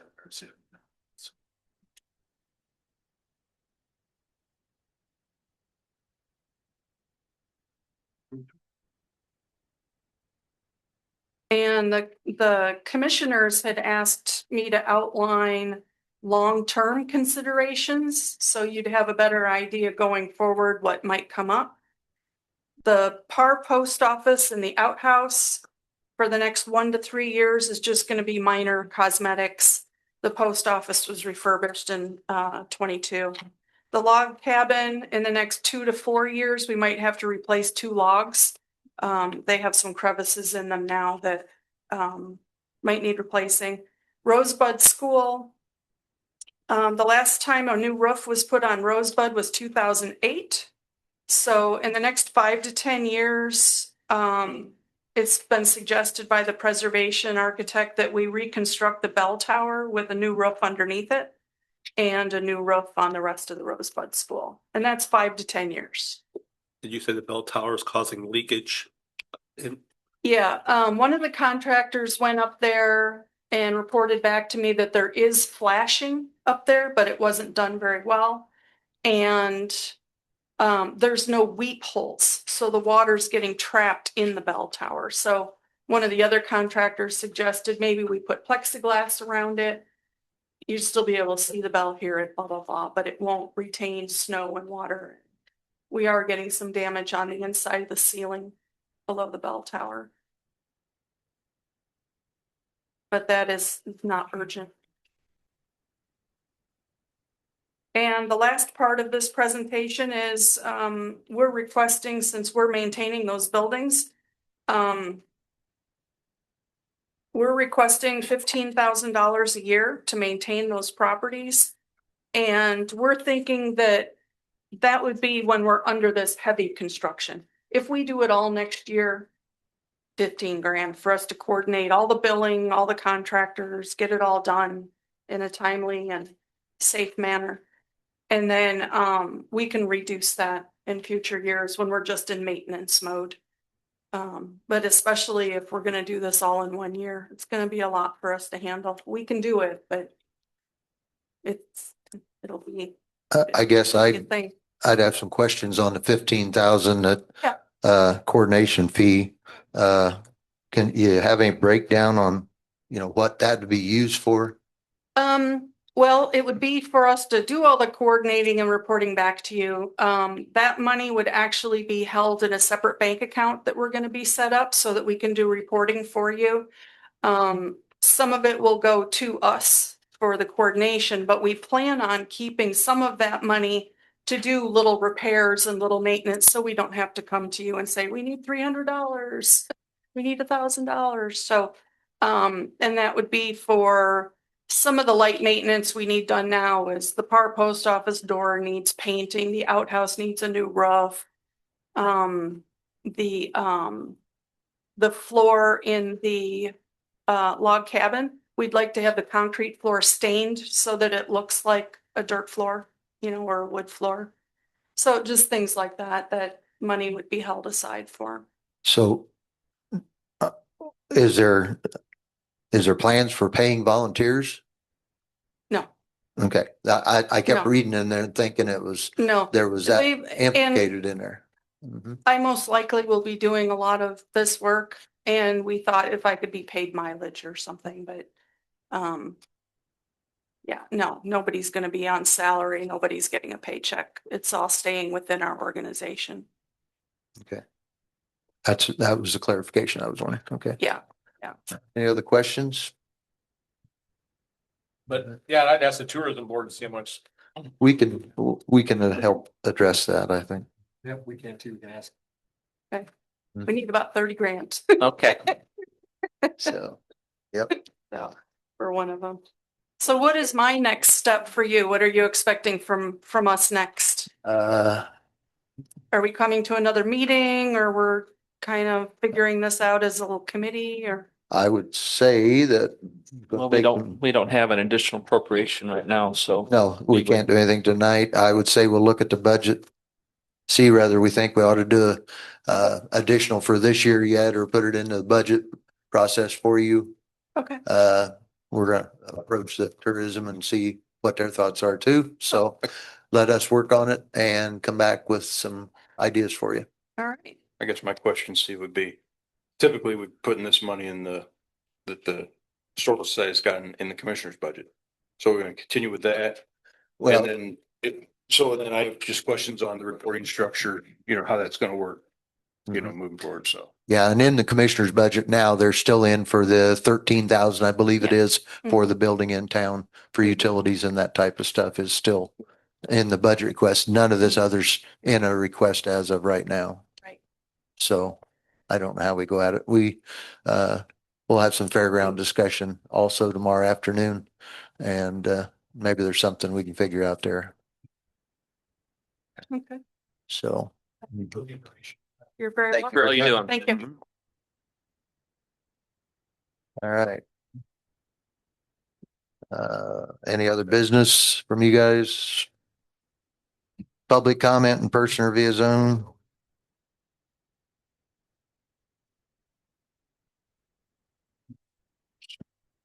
Anybody on Zoom that saying, hey, talk, I want to talk?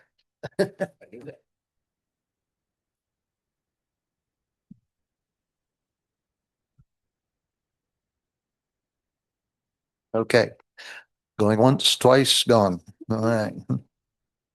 Next up was We our, got some other business. How about we take a 5-minute break? hey, that would probably be a good idea. Yeah, well, 5 minutes. Yeah,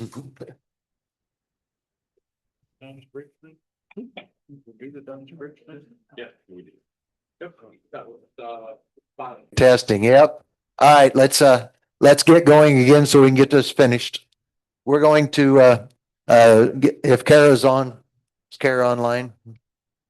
Okay, we're gonna do Kara, and then we're gonna bring the, 3 ambulance services up to, next on the agenda, to get them covered, because Corey's made a good enough effort to come in tonight instead of tomorrow.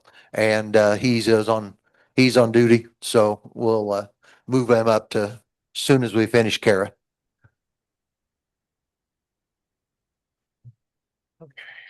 And as Reen always made his speech at the start of our budget process, entering into our Super Bowl, isn't that what he always made reference Our to? Super Bowl. And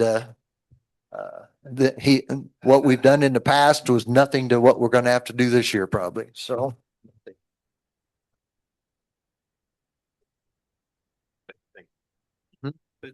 Those two over there did most Yep. of it, but Hello, Reen. we tried. I got it together. Can't hear you, but we can see you.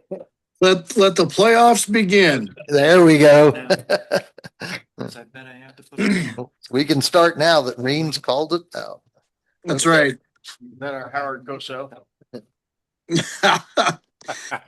Howard Cosell. I can't believe you said that. He's dead. Kara unmuted. Hi, Kara.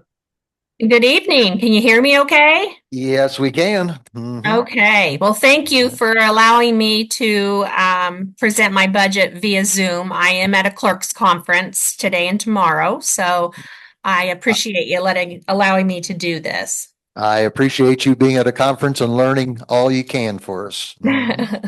So, first up is your clerk's budget, Okay. and that's Go ahead. Go ahead. That's fine. Mhm. On the clerk's budget, everything is the same with the exception of salaries increase, and I have put in for a 10% across the board salary increase for the deputies and the clerk. And then on office supplies, we have never raised our office supplies, and I'm asking for an increase in office supplies of an additional 3,000 because we will have a change in clerk come January 1, and that will help us to purchase new stampers with the new clerk name, all the envelopes with the new clerk name, stationery. There's just a lot of stuff that needs changed from my name to the new clerk's name. So I'm asking for a 3,000 increase in that office supply line. Your one line that we had in the past and you still got in is for a part-time clerk. You have not utilized any of that, correct?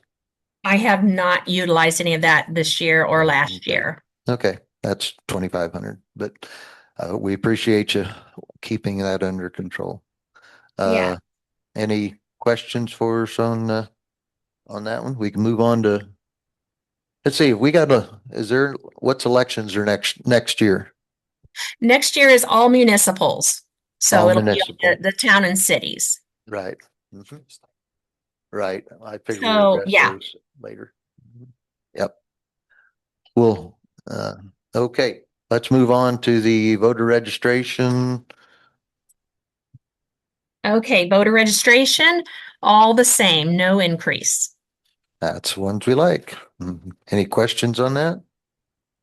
Election board 62. Okay, with the election board, since it is a municipal election cycle next year, there is about a $45,300 decrease in the budget for 27. So you got to keep in mind in 28, when we come back to present the budget for 28, that it will go back up to what it was this year. But that's about it. Okay. Any questions on that one, guys? All right. Microfilm 279.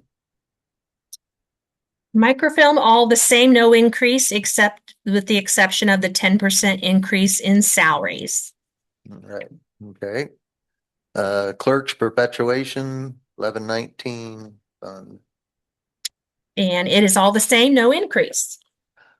Wow. Any questions for Kara? Are you gambling some of your own money up there at your conference? Not yet. Not yet. I'm not a big gambler, so. I do have a question. Yes. Back to the clerk's budget. Mm-hmm. When I submitted it and entered it into our LAO system, I put the clerk's salary as like if it were me.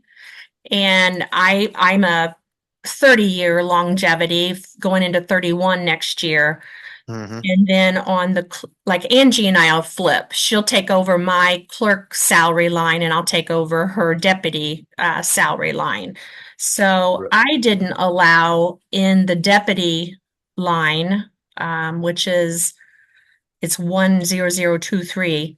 I didn't allow my extra 1 year of $104 of longevity.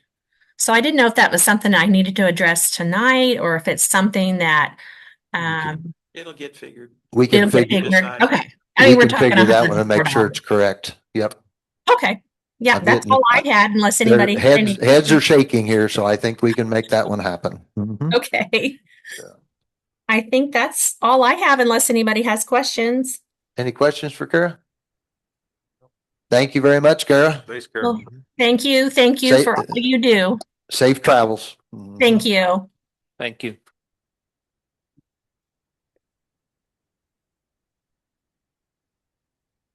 Up next, Wheatfield Township and Keener Township ambulances, and also Corey is here. Coroner.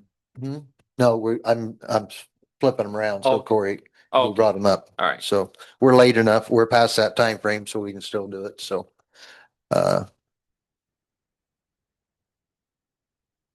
and that way we won't have to. Yep, come on up. Okay, let's look at the. We would be in 1151. Corey. For everybody. 51 EMS. Good.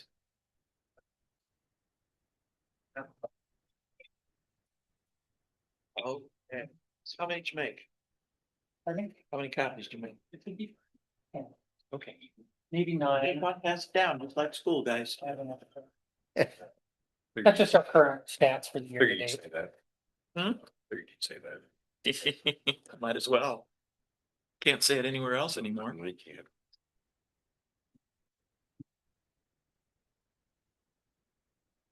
Well, I don't remember anymore.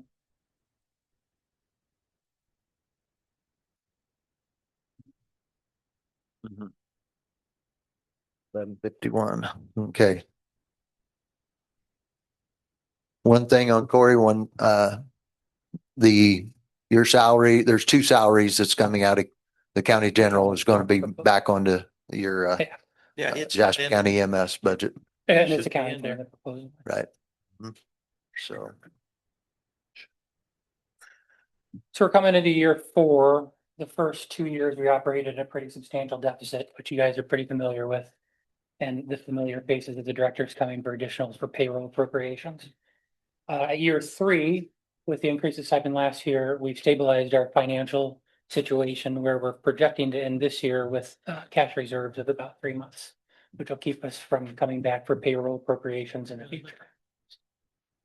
So moving forward, I'd like to focus on our growth as opposed to stabilizing our finances. Like we looked at all of our operation and found the opportunity, like the biggest opportunity we had was to switch billing vendors. So we found a billing vendor out of Indianapolis that was able to cut us 0.75% for every dollar they collect for us. And predicting a 6 to 10% increase in revenue return when we get switched to them. So anywhere from $60,000 to $100,000 back just from billing revenue through the switch.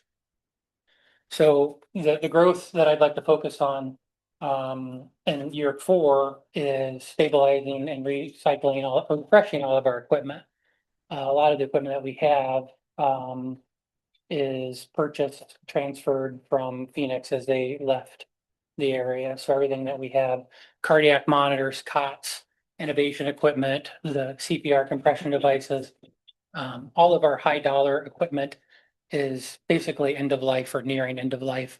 And wanting to lease that through a vendor and manage that lease with an increase in the stipend. That keeps us from having to come back from month to month, year to year, asking for large appropriations to purchase equipment outright, which would be about $1 million to do everything that we need. And get us on a life cycle refresh and have preventative maintenance through its entire life with us. The other growth area that I'd like to focus on is a third demand truck. Right now, our 2 ambulances that are staffed are gone 147 times just this year, which produces about 90 hours of uncovered times in our area, where we rely on mutual aid to come down, and mutual aid all around us is 15 to 20 minutes. So 147 times this year, you need an ambulance, it could be 15 to 20 minutes away. So to combat that, we found that a lot of our volume, 64% of our volume, is between 10 a.m. and 6 p.m. And I'd like to increase to a demand truck during those times, 5 to 6 times, or 5 to 6 days a week. So the ask for the new year going into 27 is 1.8 for the stipend. And of that, that covers our expected labor costs of 1.6 million. The administrative salary transition of 90, so that's the remaining portion that is covered by the director and the administrative assistant plus her benefits, because she's 100% benefited by you guys. A cost of living increase of 3% to the employees that have not received a cost of living increase in 4 years, and a small payroll cushion of $9,000 for incidental. And then our medical billing would cover operating expenses, peak demand. So that third truck we would cover out of our billing revenue, the equipment leasing, and start planning capital replacement funds to have down payments for future ambulance purchases, which we're looking at in now 2 to 5 years. So that's the ask and summary. Okay. Questions for Corey?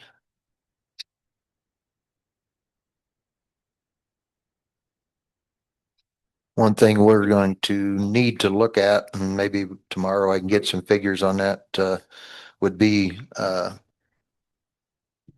the 1151 account, what type of dollars are coming in a calendar year, so that we know we don't want to create another CUME-CAP development fund that we're appropriating, but then we're short all at once, because we're sitting with about 2.9 in there right now, but as you can see, last year's budget was 2,575,000 for all three. So we'll need to look at that, figure where we're at, and then figure what we're going to do.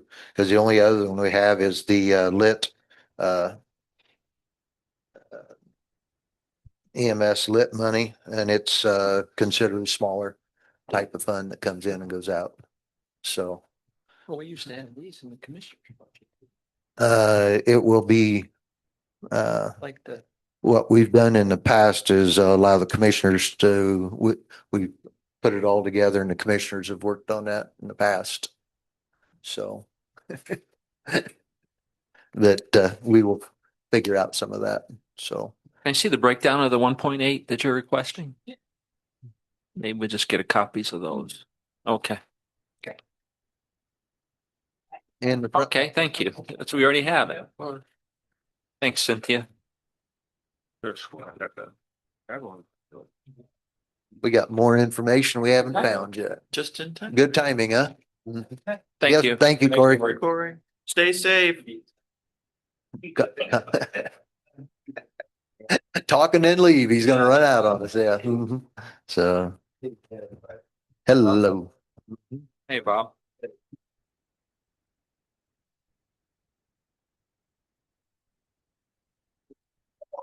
Thanks, Bob. Huh? Find it? Did you find it? No. Yeah. In the front. How we do it. Maybe I didn't dig far enough.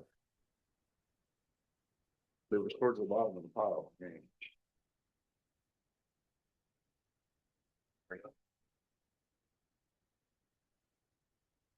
Oh, Superior Court, no. Excuse us while we dig through papers. Go right ahead. Very good.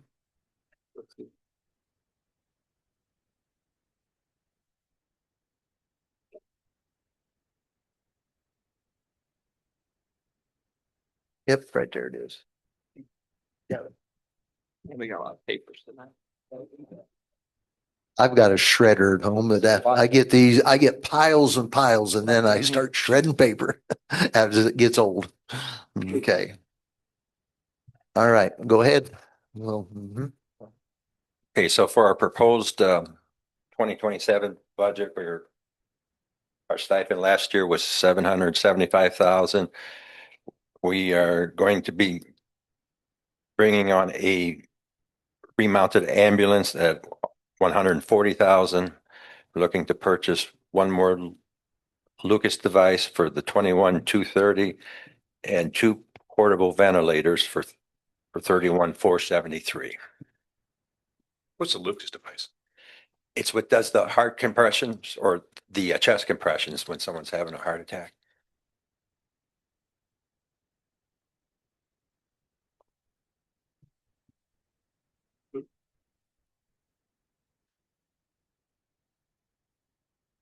What about your call volume for 26? How's that going? We're at 955 today. So we're about 90 less than Jasper County. Is that up or down, Bob, from last year? Do you know roughly?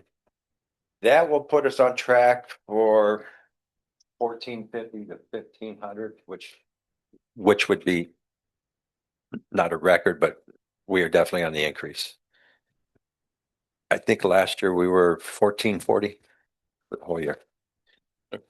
Bob, are you seeing increased volume of a lot of people moving into Demont now seem to be older, the children out of the house, and obviously you're dealing with needing more services, but I don't know if you're seeing an increase in volume tied to those new people moving in. Actually, I would say there is a blend. There are some of the retirees, but there are a lot of new families coming in as well. With kids as well. I don't know exactly what the breakdown, but there is kind of both. Thank you. any other questions? So your ask is the 967, is that what that? Yes, sir. Okay. Want to be clear. What do you, I mean, Corey, what do you operate on cash reserves? How many months are you? We're at, we try to keep 10 to 12 months.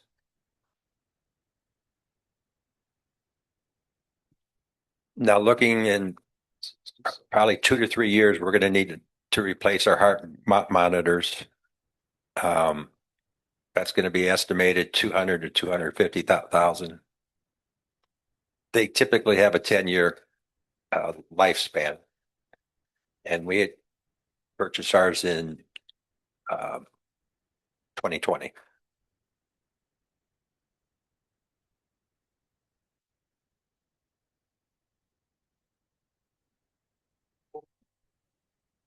So with doing the remount on the rig,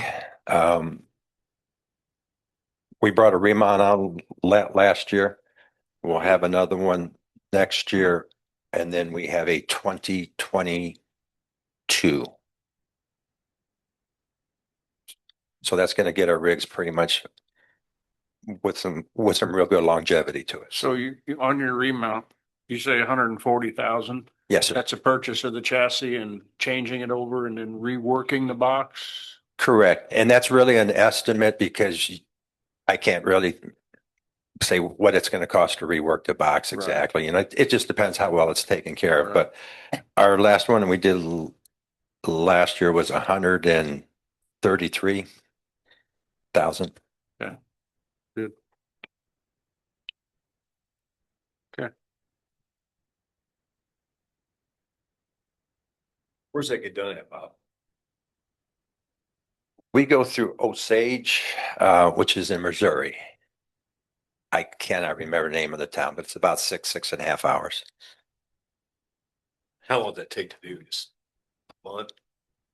Couple weeks? It was Down here, the central. about 6 weeks. And then part of that price is too, they rent you a loaner, so you're never really without that third rig. So that is built into the price as well. What year's that chassis that you're offloading, Bob? 2019. And we typically base it off the mileage. So we actually had one scheduled for this year. The one that we had done that we picked up this year had like 118,000 miles. So we put it off an extra year. 150,000 is kind of the benchmark when you start looking to do something.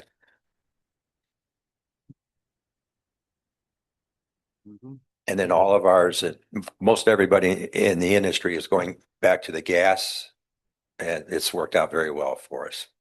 They're typically either V8 turbocharged or V10s, and we've had great luck.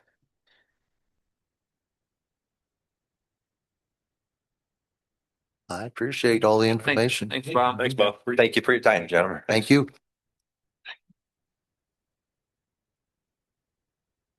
Getting the old hat getting in front of us up here, right? Good evening. We're back. Yeah. How's And your it's a school year school going? night. I gotta get home for bed. How's your school year going? It's going great. Thanks for asking. Yeah, we're off to a good start. We really Good. are. Is your enrollment, is it up? Kind of just stay the same? Down. It's been And it down. stayed the same from one year to the next, but in a 5-10 year, we're down. Thank you. Thank you. So our ask is looking a little differently this year than in years past when we've been at your budget workshop in recent years. So thank you for this opportunity. We hear there's some developments that are happening in our jurisdiction. And so in collaboration with you and commissioners, we, myself, Bonnie and Ryan as trustees, have made some moves to best prepare for that. While also not compromising the service that we've been providing the great folks of Wheatfield all these years. So Dave, our director, Dave Duttlinger, is here to also field any questions you may have. We, the trustees, tasked him and our office staff to take a look at numbers from years past, and that's where we have been able to present to you this tonight. Let's see.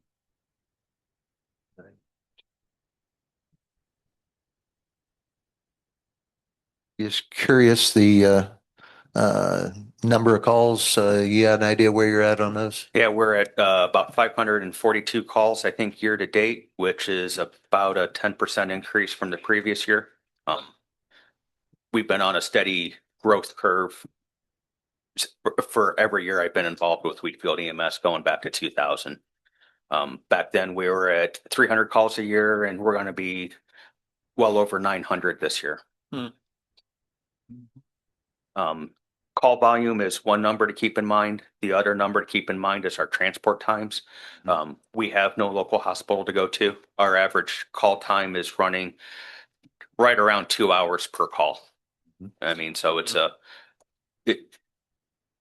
not a large volume of runs, but it's a large time consumption of runs. Where do you run? Which hospital? All of them? We go to Porter Hospital, which is up on 6 and 49. We'll go to Hobart St. Mary's. We will go to South Lake Methodist, Crown Point, and Rensselaer. And depending on the location, once in a blue moon, Knox, which if you're in the Teft area, Knox is actually closer than Crown Point.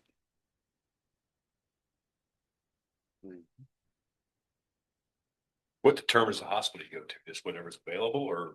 It depends on the patient condition, what the patient needs, and their request. If the patient is stable and they wish to go to Crown Point or Porter, we'll take them where they want. If it's non-stable patient, somebody that needs cath lab for a heart attack, then we have to go to a facility that offers that services. Trauma patients, they all go to Crown Point.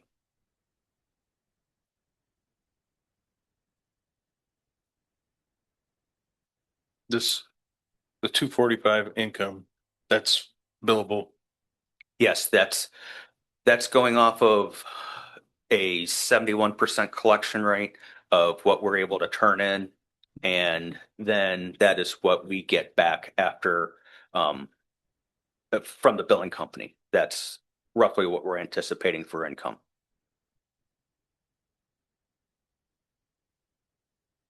How does the payroll of 1.172 compare with what you had this last year in payroll?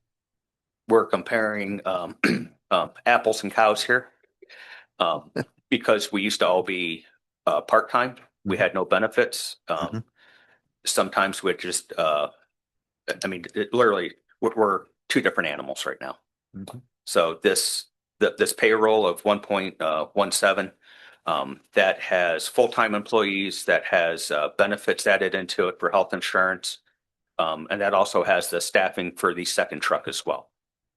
That's going to be the 12 hours a day, 7 days a week staffing on the second truck.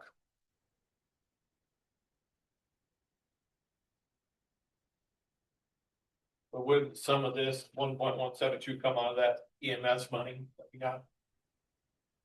AWS? That's up to you guys to determine. Yeah, and that's something we'll get into with the. Well, I'm sorry. Go ahead. That brings up the same point you just asked. What was your payroll before? Because there's where you're going to get your number for the other. That's one reason I asked. That's part of it, but they're going from part-time to full-time too, so. Yes, but I think that's an important It is. information to figure out where to go there. Yeah, I do not have the number of what our payroll was in the past, but I'll get that to you guys. And if you break out like that's, what health insurance is costing, Yep. What all the other benefits are and then what the actual wages are, and that would give us the decipher. Well, but then again, you also take in consideration part of the reason you're going to full-time is because of AWS. Right. Yeah. So, And that's what I was explaining earlier with the sheriff, we've, right now we've got some of the traffic deputies in their budget because we don't have 4915 in our budget books. But if we got funds that need to be paid out of the 4915 to go that direction, it would help offset some of the others. So we'll look at that as we get into it. And that would be an additional, we're not going to put those in the budget book because it's not what the state would look at and set our property taxes and that with. So it would be other money that would come in to help cover that we would do additional in January to do that part of it. So, but it would be helpful if you could get us that number, just so we we have something to base. Yes. Yeah, I can get it for you. Probably got tonight. Okay. Thank you. I may not need it till tomorrow. We'll need it till Thursday. Okay. Like Corey told them that what do they carry for cash reserves? How many months you guys operate on? Looking at our current budget right now, we'll have a cash reserves of about 6 months. With this budget? With this budget, yeah. But yeah, 5 to 6 months, somewhere in that range. AWS. Sorry, 3. There's AWS expenses in this, right? That's what we're thinking. There has to be. That's what. Yeah. What, 5 to 6 months with Based on the code. this budget, what do you currently carry now? Currently carrying out would probably be, yeah, about 8 months.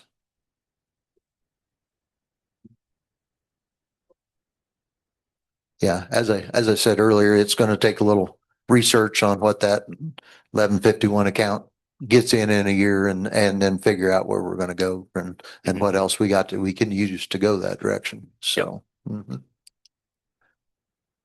Any other questions for Dave? And I guess I have a question for clarifying. We're going to go ahead and proceed into 27 then with our full-time crew staffing a truck and then the secondary daytime shift truck for preparation and being good to go for the development. And then we can talk about the funding for supporting that staffing. I don't think you have any choice. I think that's what's been kind of discussed and talked about. Because on the trustee side, Right. that's something that we're navigating, and at the end of the fourth quarter, that'll be our big talk as we meet each month. So I just want clarity for the other two trustees. Commissioner's thoughts on, come on up for a second. He was in the bathroom, so Yeah. What's the township provide financially? It depends. For the budget. We have given money for like buying the last ambulance, and I can only speak to the last 3.5 years, so I'm new to this, but my first year in Wheatfield Township, each township contributed 50,000 to help offset that cost of that new purchase for that rig. So it really is year by year and a part of our board of directors, if you'll call it, of the ambulance service to make sure we can float. So. Okay.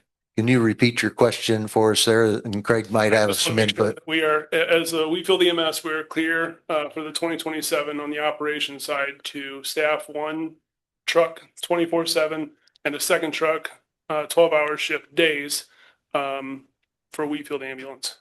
And I guess Mirroring what Keener's doing now, correct? Yeah. I think right. that's intent. And that I just want to check, make sure in our discussions over the last few months and stuff that we're all on the same page on it, on that direction. Okay. That's all I wanted a confirmation on. That's the goal that during the construction phase, be ramped up. And then when the new normal is established, we'll have to reevaluate what staffing looks like then. But yes, to your point. Could adjust on that. Thank you, Reen. That's, I appreciate that. So, any other questions? We will be looking at it. Sticking around. I got a quick question for Bob. Yep. Bob, what's your billable income or income from billing? Do you know that number roughly? Last week, we were right around 400,000. Okay. I believe last year we were 625 to 640. Okay. All right. Thank you. And that was through ABS. And that kind of run in a 65, 70% collection on it, or? You never get, that's what you're billing, 65 to 70%. I mean, a good number, if you're in the high 30s, that's spectacular. Okay. Yeah. That's right. A lot of times it's low 30s. I don't look at it every month. That's what you get collected yearly, but as we all consolidated all three services, we did get a lower rate with ABS too, which is okay. Well, I understand the collection percentages as percentage of billing, but why would you only bill 70%? Help me understand that. There's a lot of different calls that you can't bill for. If there's no call, let's say there's an accident and you get there, well, they still log a call, but there's no way to bill. Okay. A DOA, a blood draw. There's multiple. So like a lot of times, say on I-65, somebody drops their phone, right? So we get a call for an accident, everybody goes there. There's nothing there to bill. Okay, got it. The other big issue we run into as well is billing companies, Medicare, Medicaid, we bill what we think our expenses are, but they cut us back and limit us to how much we can actually get reimbursed on. So to add to that, Medicaid and Medicare is only gonna pay so much. So you can bill them as much as you want, but they have a nationwide, here's what we're gonna pay. And it's a lot of times typically half to maybe 55, 58%. So the only true billing that you would get is somebody that has private insurance. Thank you. Well, we do appreciate all three of the services putting cooperation and effort into figuring out ways to make this happen. So, thank you. Mhm. Coroner Andy Boersma, come on up. All right, we got 07.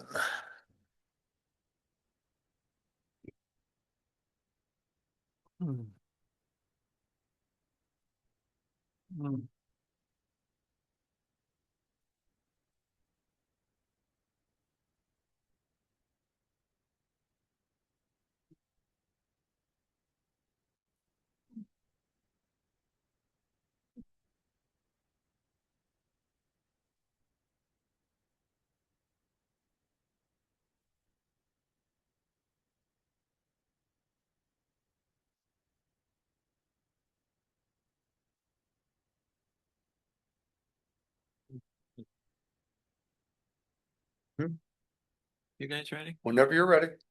We're ready. We're ready. Any questions to the paperwork you got there? One of the things that primarily I want to make sure that we are all on the same page is the administrative assistant deputy coroner that the sheriff and I both share. Both of us put it into our budget as they put it in there that they were gonna need the money for her. I put it in here so that we could discuss that, because we discussed that at the commissioners meeting and at the joint meeting, that this is something we wanted to tackle into the budget hearings coming up for next year, to where we would move her into a full-time position into my office so that she could be there on a daily basis and help us with the paperwork that is needed to go through. I did attend a meeting in Indianapolis recently, and there's some up and coming changes coming down the pike and things that we're going to do, and it's going to require more and more time for the people in our department. Not a whole lot of change in some of the areas, such as the like the child fatality review. We don't generally spend a lot of that money. That's money that we use the prosecutor runs the child fatality review, but the coroner's office has funding for if we need to put out pamphlets or leaflets for safe sleeping with children. And the child fatality review also has to cover any overdose and any suicide that comes out. We have to have meetings for that, and sometimes there's paraphernalia that needs to be printed for that type. Right now, we do have a $22,000 adopted last year's budget for clerical. That's for additional paperwork that may have to be filed, or I may have to pull somebody in to help with extra filing, extra paperwork going to the state. We did increase the deputies a little bit. We've started out with a $200 a year, $220 a year, and then we went to $275. I wanted to increase that because some of our calls are increasing in time. Of course, the Medicare and the Social Security, the girls take care of that in the office. Our film developing process is more of we don't develop much for film, but we do have some cameras that we purchased, and we take those out and we buy DVDs and DVD burners, because we have to supply the photographs to the prosecutor's office, and the police supply some to us, and we still make copies of ours for them so that they can keep that into in their files.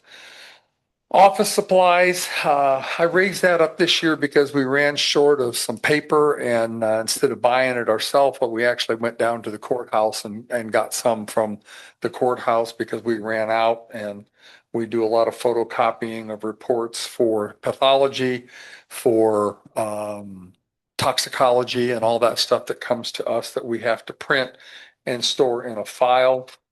And the files are then electronically stored as well.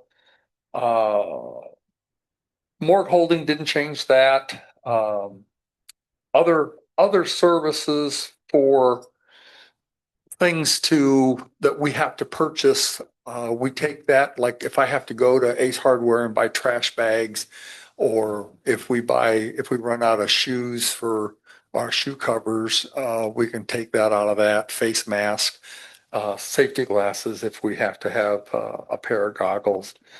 Pathology, we did raise that up a little bit. That's for helping to cover with things that are required for in the pathology world, such as slides, such as suits, such as instruments. All of our scalpels and things like that are disposable. We don't radiate anything. We don't have the means to radiate anything. Telephone and internet, that we raised that price up because we had to come and ask for additional appropriations since the sheriff kind of moved out of that building and we've taken that over. We needed a higher speed internet connection and the telephone, so we moved that over, and that's about what it'll take to cover that everything for the year. And then our toxicological studies, we raised that up because they're talking an increase on toxicology costs. There is a fund that we do some of the toxicology with. If we suspect it to be an opioid overdose, we can, because of the opioid fund, the state funds a opioid toxicology at a lab in Indianapolis. If we suspect that, then we can send that to them and we don't have to pay for that. We have a transport fee, and that we don't use very much of that. And we have an equipment fee, which that's always been somewhere between 18 and around 18,000. We increased that, and we had a line item added for the vehicle. That transport fee, we used some of that money for tires. We used some of that money for fuel if we had to, but most of our vehicle fees have come for fuel and stuff like that the girls take our fuel account for the van. We are going to have to maybe look at a second vehicle probably this coming year. It's just with the county so vast that it is, if one vehicle's in the south and somebody gets something in the north, it relies upon me to provide the vehicle from my office, and it doesn't happen often, but it has happened several times. And so we're gonna, in that line item of 60,000 that we have in vehicles, we're gonna look to hopefully look for some type of a newer vehicle. The commissioners bought the last one for us, but I would like to become more self-sufficient rather than having to come to the commissioners and the council to ask for something that we could maintain and have at our disposal without having to rob Peter to pay Paul. Equipment, we have some expenses there with just the normal everyday thing that we have in there. We have a filter or something on the air conditioning part of the cooler. They come out and they change that air filter that we take out of that. Ziegler cases come out of pathology. Cynthia, do you know what that last Ziegler case bill was? About $8,000, I think. You don't see that though, do you? No, she doesn't see those. No. I think the last Ziegler case bill that we just got was right at, I just got that the other day. I just sent that down.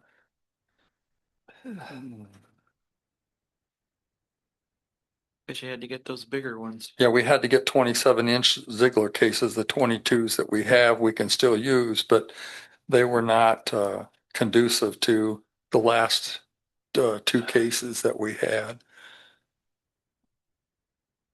Any questions while I look through this? I'm just curious to, can't remember what it was. So when Teresa comes to you full time, won't that lighten your load on some of the clerical stuff? The clerical and It will, that? it will, because then we But then can you take. put an increase for clerical. Well, that's because I didn't know if you were Gotcha. gonna let me move her to me full time and Is take that- take her money from the sheriff. Right now, she's being paid on a hourly basis, On an hourly basis from two different, and you were paying 50% of that. no, I pay, Pay 14, you pay for 14 hours and the sheriff pays for 15 hours of the 29 that she's allowed to work that way. But we're also running into another problem. She also goes out on deputy calls, which when she's not working the hourly, we're gonna be caught in a trick bag here real soon because she's working more than 30 hours a week. when Which she makes goes her out on full that. time, which means she gets benefits. So I. So if she goes full time, then she's not gonna get paid to go out on the calls. That's Is that Bill what you're doesn't saying? get paid when he does, so, you know. How many calls has she been on? In the last week and a half, 3. And two of those were on a Sunday where she plays at the church, and I text her and say, hey, meet me here. And she gets done playing the piano, then she jumps and changes clothes and grabs the van from Bill and then from Bill's house, and then we go where we got to go. And the sheriff was on board with her Yes. coming over full time. Is on board with moving her, and because they've already given us the building, so.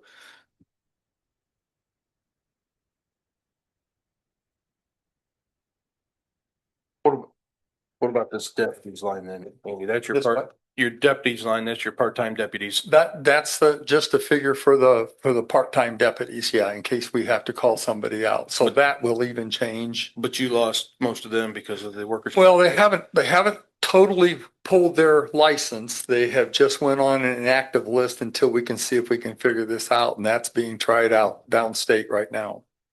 They don't know what they're going to do. Nobody ever thought about it.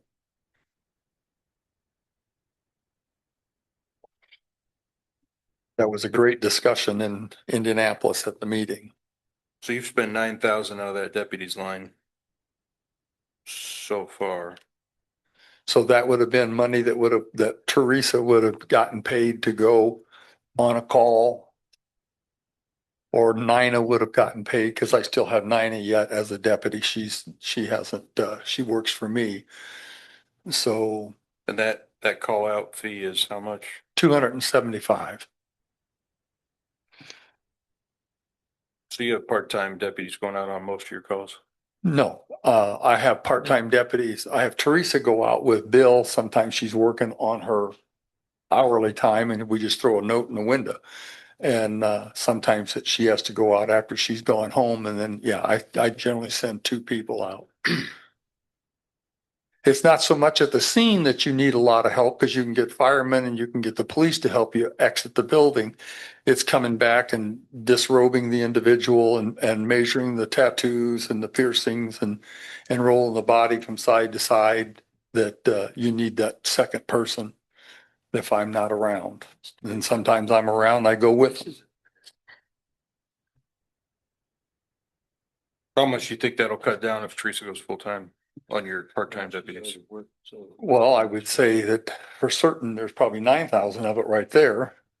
I would say you'd probably only need 3,000 or 4,000. Yeah, I would say probably put 3,000 in it and move the rest of it over to hers with what's the sheriff has. And because it's just that we're right at that cusp where if she continues, she's going to be over the time schedule, and then we're in trouble with the feds.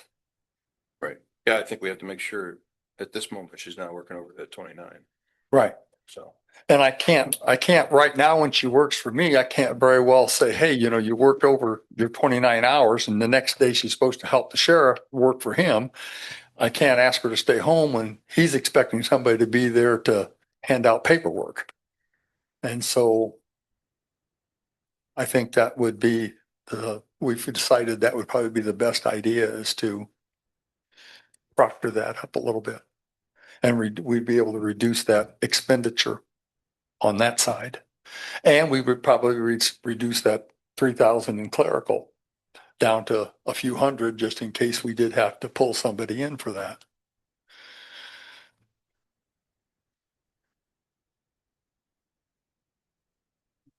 And then it was when we brought it up to the commissioners, that was what their wish was, that we bring it up and put it into the budget for this, so that we, have their okay, then put it into the budget. And that was the decision that was made. So. Okay. When you were talking about Teresa's salary, is that what you were just discussing? That's kind of what we were discussing. Yeah, Yes. okay. Yeah.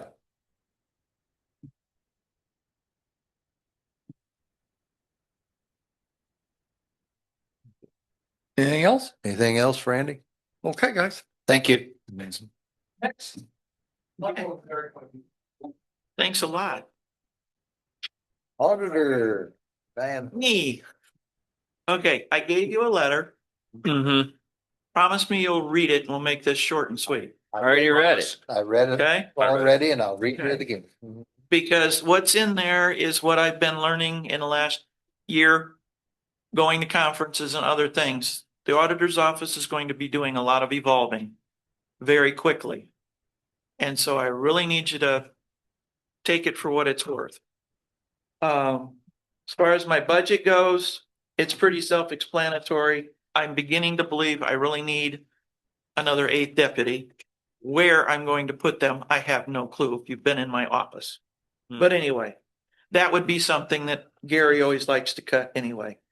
Or he could cut the part-time if he'd give me a full-time a little bit. So there's some spots for him. Office supplies, I am asking again for a little bit more. There is more and more that we have to print. There is more and more that we have to do and have. And things are not getting any cheaper, guys. I don't know what to tell you. I appreciate those of you who bring the 3-ring notebooks back, because I was floored last year with the price of them. And it's not any better, but now we've at least got probably enough to make a set for next year already. And I don't have to buy, I may have to buy dividers, because we're going to have to add all of this Amazon stuff in, but notebooks will get thicker. So anyway, other services and charges I put in there. If you recall from last year, I had asked about getting some new cubicles for the gals. With that design, it would put 8 out in front instead of the 6 that we have sitting there now. And it would put 2 more in the back. And I think we could probably even get a 3rd or 4th one in the back with the right configuration. I don't know what else to tell you other than please read the letter that I gave you. With the townships doing what they're doing and what they're forecasting on totally doing away with them, it's going to fall into my office. I'm going to need at least, or someone is going to be needing at least another 2 to 3 people to handle it. If not more, I don't know. If they keep things going. So if nothing else, this is something to really be thinking about for the future. Okay? And I just put it all in there now so you could see a lot of it, okay? And we can talk Monday with the cuts, what we can live without and what we can, whatever. Okay? Your years of service, right? 7? Mm-hmm. Okay. Quick question, when is that when the state starts? I'm sorry? It's 29, right? When the state start consolidating townships? I thought they had said about 28 now. They're moving it up. Won't be next year, but the year after. I know some of it has to start. And once they start doing that, then they're going to consolidate them even more. So I'm hoping not. I think they could take care of themselves, but yeah, we need to look at it. And so I just started filtering it in. Okay. What's the other services and charges, that 60,000? That was for the start for the cubbies and some other desks or something. Yeah. So Anyway, I made a notation. I mean, we can cut that and talk about it more in depth. But anyway, You had a, think about something that I might be able to do. If you got some brains, ideas, I'd appreciate it. you had a decrease in your part-time from last year. Hmm. So, but you've Then- only spent 13, We used, I Yeah, you know have. exactly half of it. 13,076. So Yeah. who are you using as a part-time? or- That would be Emily Chambers. She comes in and helps Ashland with the payroll to get it done because sometimes we only have 3 days to do it. And other times we have the 5 days that you just about need to double check, triple check, or somebody's we ask for it to be turned in on time and it doesn't happen. And you can't always contact certain people to get it. And so you're sitting there going, are we going to make payroll on time? To be quite honest, it's happened a lot. More than I would care to tell you the number for. Who doesn't turn their payroll in on time?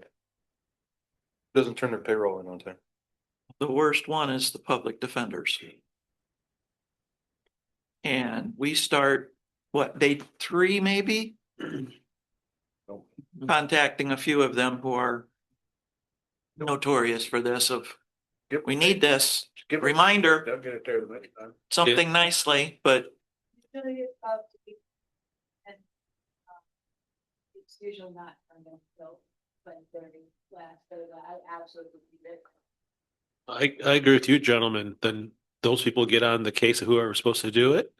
That's Right right. now or don't get paid. Yeah. well, that's where I've gotten to the point of I had to call a commissioner a couple of times, couple of board presidents, a couple of times and just say, either we have it by this time or your department's not getting paid this payroll because it's got to be done.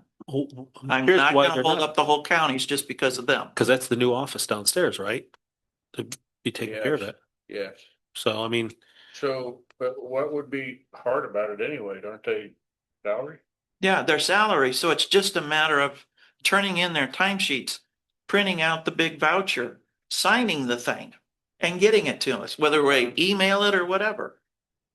Well, I can tell you if you don't pay them once that I've done it to drivers a couple times. So I'm Forget. glad that you guys kind of agree with where I get stuck sometimes and anyway. So, okay. Yep. Here's it, they get around to everybody else. Oh, yeah. Oh, anyway. Any other big questions or whatever for right now? Not for now. Okay, thank you. Thank you. Carmen, who's here? I can't see behind over there. We're only 2 hours behind schedule. Thank you for sticking Yeah. around. Just aren't we? Carmen and a new face. Yeah. Yes.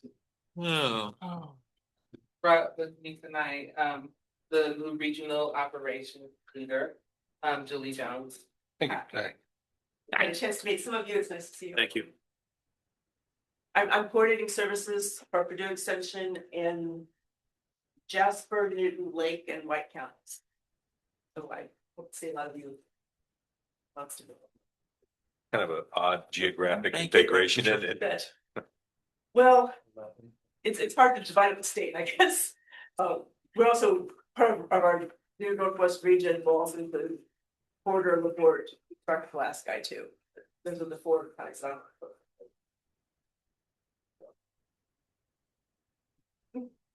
Okay, so what I just handed you was the letter that Peyton normally reads. She could not be here tonight, so I will read it for her. Unless you just want to read it yourself, it's totally fine. Along with the budget that we are requesting for 2027. So from 4-H and from 4-H Council, the Jasper County 4-H Council requests your continued support of $12,500 to support the 4-Hers in our county. We had 606 youth enrolled in 74 projects during 2025 to 2026 program year, not including 78 mini 4-Hers. And hope to see this number grow for the upcoming year, which begins October 1st. Excuse me. Your generous contribution allowed us to do many things to support our 4-Hers. We were able to provide scholarships to 8 Jasper County seniors, support activities of our local 4-H clubs, and send 68 youth to 4-H camp at little cost to them, and fully cover the cost of 8 youth to attend 4-H Roundup, 4-H Academy, and Indiana 4-H Teen Leadership Weekend. We appreciate your support through the years and hope that we can remain a part of your budget to continue our work supporting the 4-Hers of Jasper County. And that's from Kent Korniak, the council president, and Peyton Newman, the 4-H educator.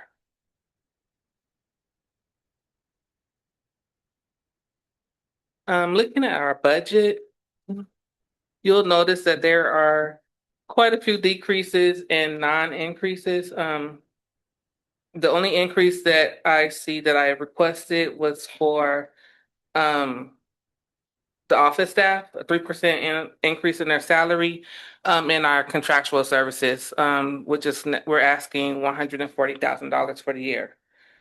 We are asking, or we're needing less money in professional improvement and dues.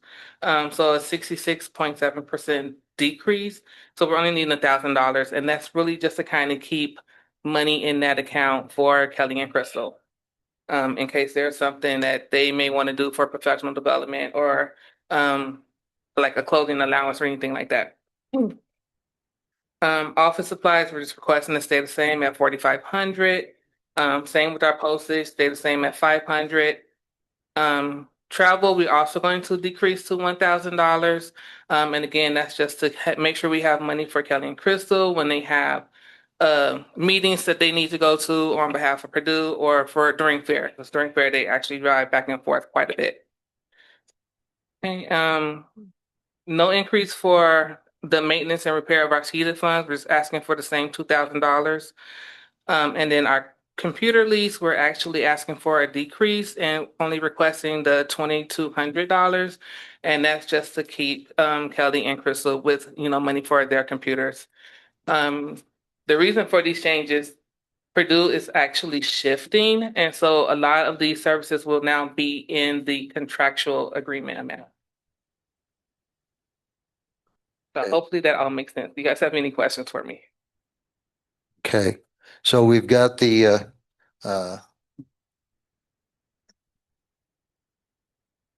extension budget, 260,064 would be everything that's on the pamphlet except for the 2,200 computer lease. Is that correct? Yeah, yep, that'd be right. Yeah, so outside of the seated funds, it was the $258,064.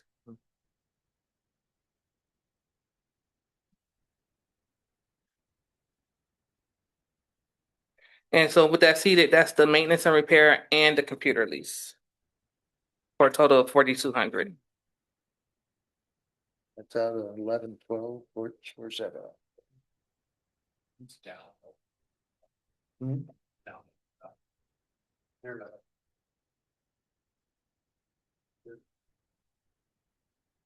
Go to location 11. Go to location 11 and the 11-12 fund. Oh, I gotta go. Yep. Yeah. Okay, now I'm New on. location. Didn't realize how many pages we have here. Okay, yep. Second page back on the 1112 fund is the computer lease and extension. All right. And I will compliment, this year we dealt with the additional that we was going to do on their computers, laptops for them. They did hold off on that because of the changes coming in. We do appreciate that. We entered into it, trying to do the right thing on it, and it ended up, you guys did the right thing by holding off. So we do appreciate it. So any questions for him? All right. Thank you very much. Thank you.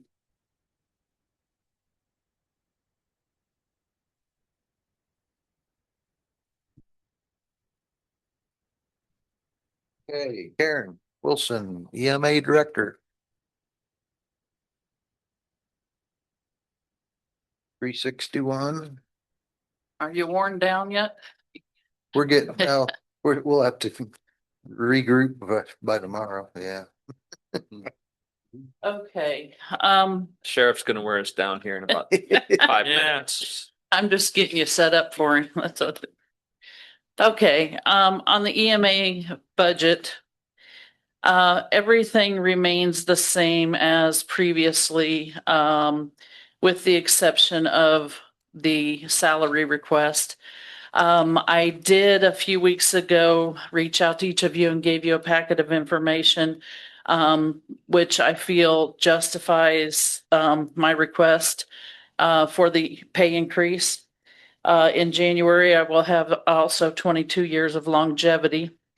A couple of things in my documents, if you wanted to, rehash any of that, I don't know if you had time to read it yet. Is the amounts of income brought in to Jasper County through the EMA position. And as of right now, that's $2.4 million.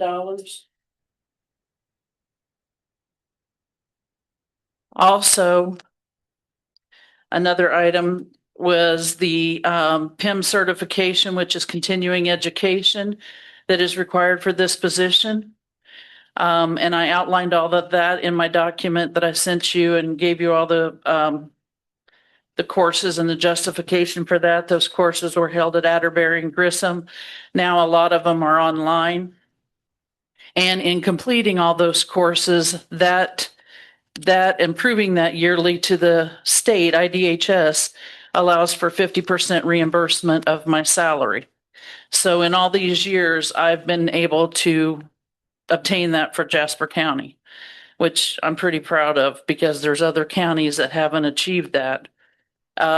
So in the raise that I was asking for, when you're doing the numbers, I just wanted to remind you that if I were to receive a raise, 50% is covered by this continuing ed. So it might look like a big substantial amount, but it truly isn't for being a one-man department at this time.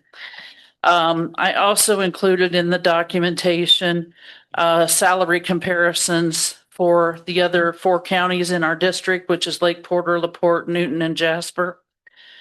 And I know I did it that way because that's our district and that's who are dealing with the same kinds of issues with weather related. We've had 2 tornadoes this year, a 27-hour power outage, and now August 11th storms and DeMont and some of Wheatfield being out of power still.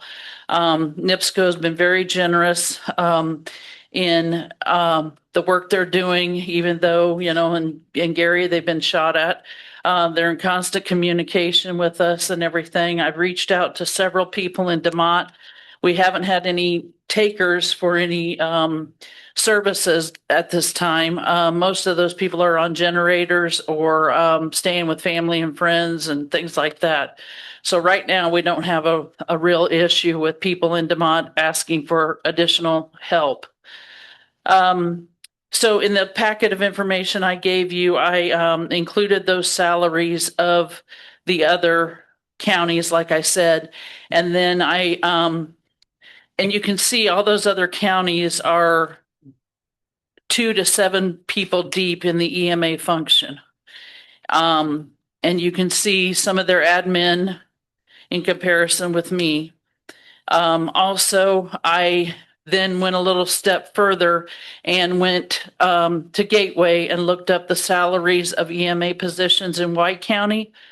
They have 2 people for a total of $112,944. And in another county similar to us, Jackson County, 2 employees, $85,259, which is also in your packet. So I feel like I supported my request, and I just hope that you have time to review what I've given you and make your decisions from that. And that's all I have for the EMA number. Thinking back to last winter when we were, the weather turned really nasty and cold. Is there anything we can do, any funding wise that we can do in a small way that would benefit you when you have that person out there that I know you made it happen last year with some donations or whatever. Is there anything that we can do to help in that situation? Well, one of the biggest helps that's happened with this set of commissioners was giving me access to a county credit card because in all these years past, I was using my own money and paying for that and then waiting to get reimbursed, at the auditor's office. So they gave me a county credit card. I call them every time before I want to use it, stating the situation and everything, justifying it. And then I keep a paper trail of money because I would never want some kind of issue to come up about money or time or anything. So that's been the most tremendous help right now. As far as anything more than that right now, this whole Amazon thing is, I had my first meeting about that August 4th with Wheatfield Fire. That's going to turn into a really big project for my office. When they get up and going more with contingency plans, safety plans, resilience plans, the increased amount of people in the area, increased amount of hazards. So I don't know what that's going to look like right now. It's very preliminary, but to answer your question, well, I don't have a good answer for that exactly right now. What I've been given is serving the job right now. Okay. And commissioners, you've got you cover the credit card into one of the accounts, no problem then. Okay, thank you. And I haven't spent much out of that. I've been on a few fires. What? You've been very good with it. Right. Thank you.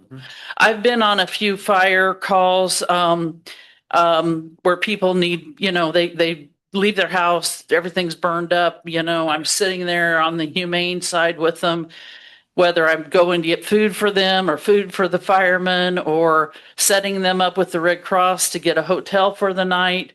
That happens, evenings, 3 a.m, whatever. And so that's kind of what that card is really used for. Okay.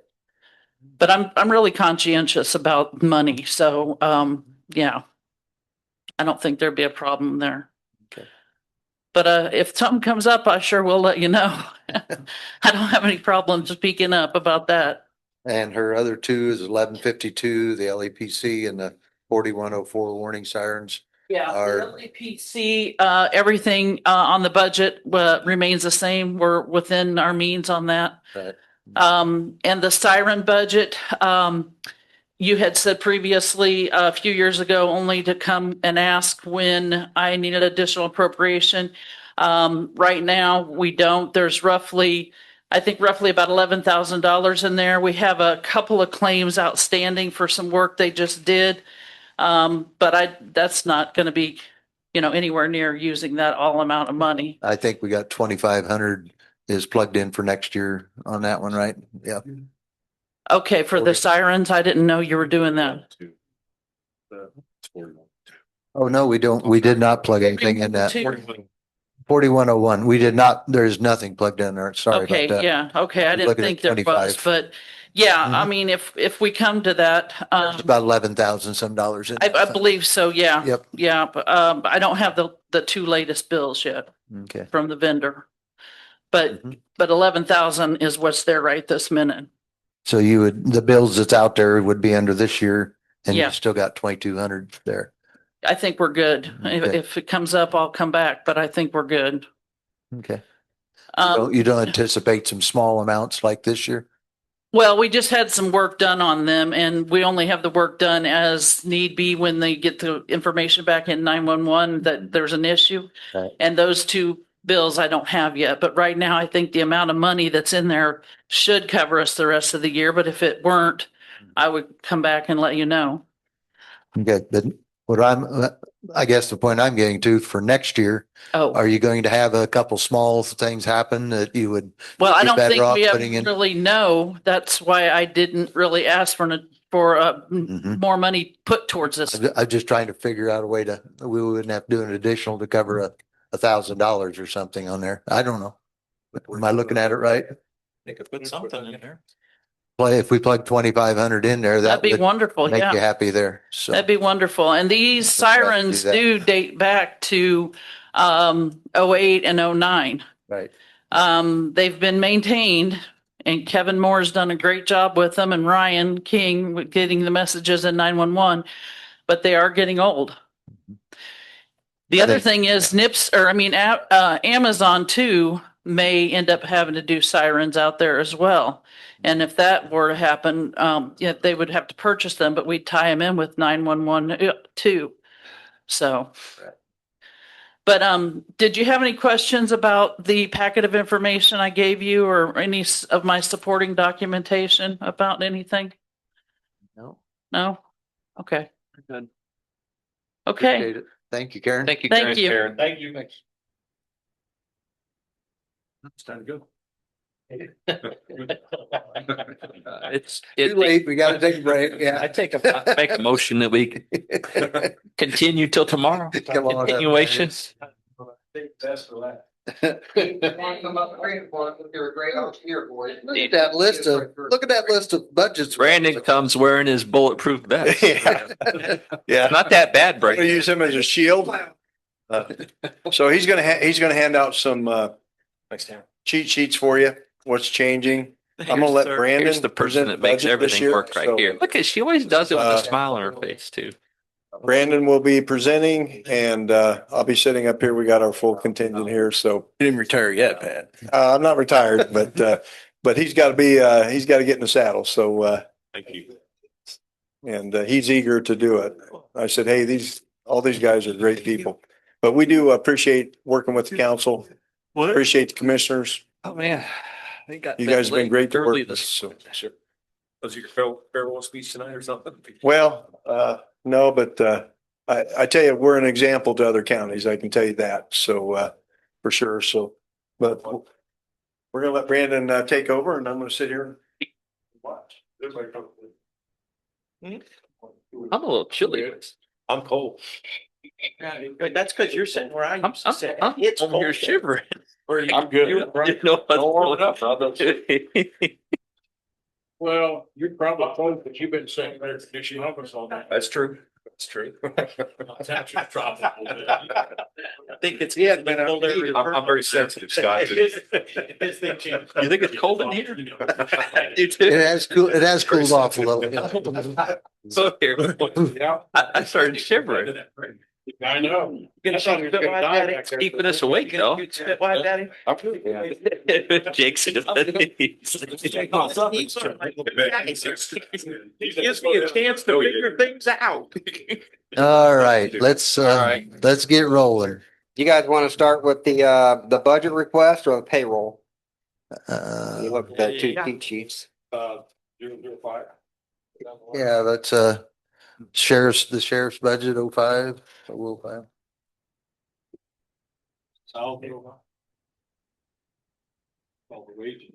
Yeah. I'd say we got one labeled payroll, one labeled the budget request. Not sure which one you want to start with or where you want to begin, just so we're on the same page here. Well, we're in 05 and They're both 05. we're in the 05, so these guys are being the public safety part of this. So Yeah, they'll be under the sheriff's budget payroll. yeah. Mhm.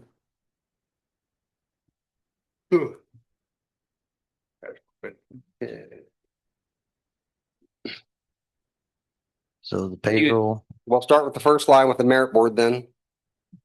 Do You guys are all there. You don't have the 05 stuff? Like, Yes. On the sheet that Tammy just gave you. okay. Yeah, these are the only changes that were. Oh, okay. So they're both labeled Gotcha. 05, but Okay. that one for budget request, one labeled on the payroll. Okay. I said, no, we got one to start first. We just don't know where those are. I think she just handed those to you. Okay. Oh, there we go. Oh, yeah. Now we're getting on. Yep. Okay. Merit board increase. That's that one. Mm-hmm.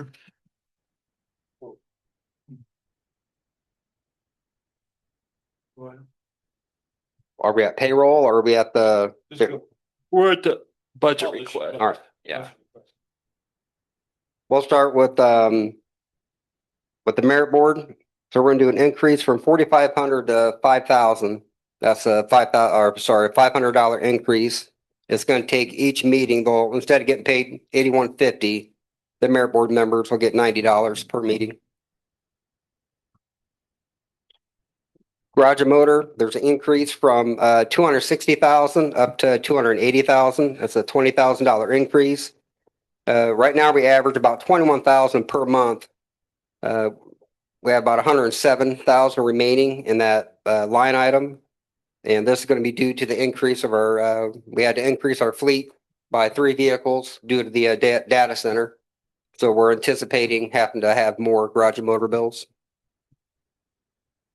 Tires and tubes, we have an increase from 14,500 to 17,000. It's going to be a $2,500 increase. This increase is due to inflation and the rising cost of the tires. We currently have $8,850 remaining. And we did also, same thing, we had to increase our fleet. So we anticipate having to buy more tires. Uniforms, that's an increase from 35,000 to 37,500. It's a $2,500 increase. This is due to inflation and the rise of cost. Just put in perspective, the other day I had to buy a new pair of pants and it cost us $103 for one pair of pants. So we're kind of stuck on what uniforms we have to wear that we're kind of required to wear. And that's just where we're at. For printing, that's an increase from $1,000 to $1,500. There's a $500 increase, and that's because we're going to have to get some new letterheads, new envelopes, and business cards for the new incoming sheriff. I know we spoke about this a little bit earlier, but the insurance increased from $62,000 to $335,000. That's a $273,000 increase. And like we talked about earlier, our department, we used to only have to pay for the liability and the umbrella insurance, but now we're responsible for the access, workers' comp, and vehicle insurance as well. Well, we are going to figure that one out. Yep. Yes, sir. Somebody was paying it. Yep. Investigative travel, that's an increase from $4,600 to $5,100. It's a $500 increase. We only really use this fund, this line item, to pay for a software called Clear. And Clear has, they've increased their rates. They've also increased their technology and our access to it. So there was a rate increase on that.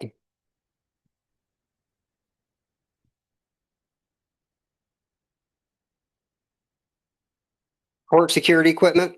This increase from $1,200 to $2,200. It's going to be a $1,000 increase. This increase is due to inflation and the rise of cost of equipment. We also had to hire 2 new court security officers this year, and we were probably going to have to hire another one at the first of the year, with Dan Hayes telling us he's probably going to retire January 1. What he's saying. Yep. Equipment for cars is an increase from $45,000 to $70,000, a $25,000 increase.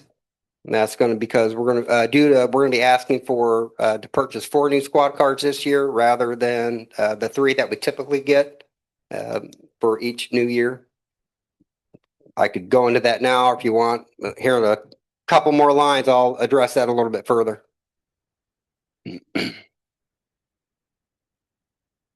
So here's the problem. You got data center money in your normal budget, right? So yes, this is taxpayer money that has to pay this. Yes. So can you split this out? Can you split the data center money out of this somehow so we know? Based on our conversation we had earlier, there's not going to be any data center money. So I'm not sure if we can or not. I mean, if we can, if there's a way to do that, that would be great. But I'm not sure if we can or not. If it's possible.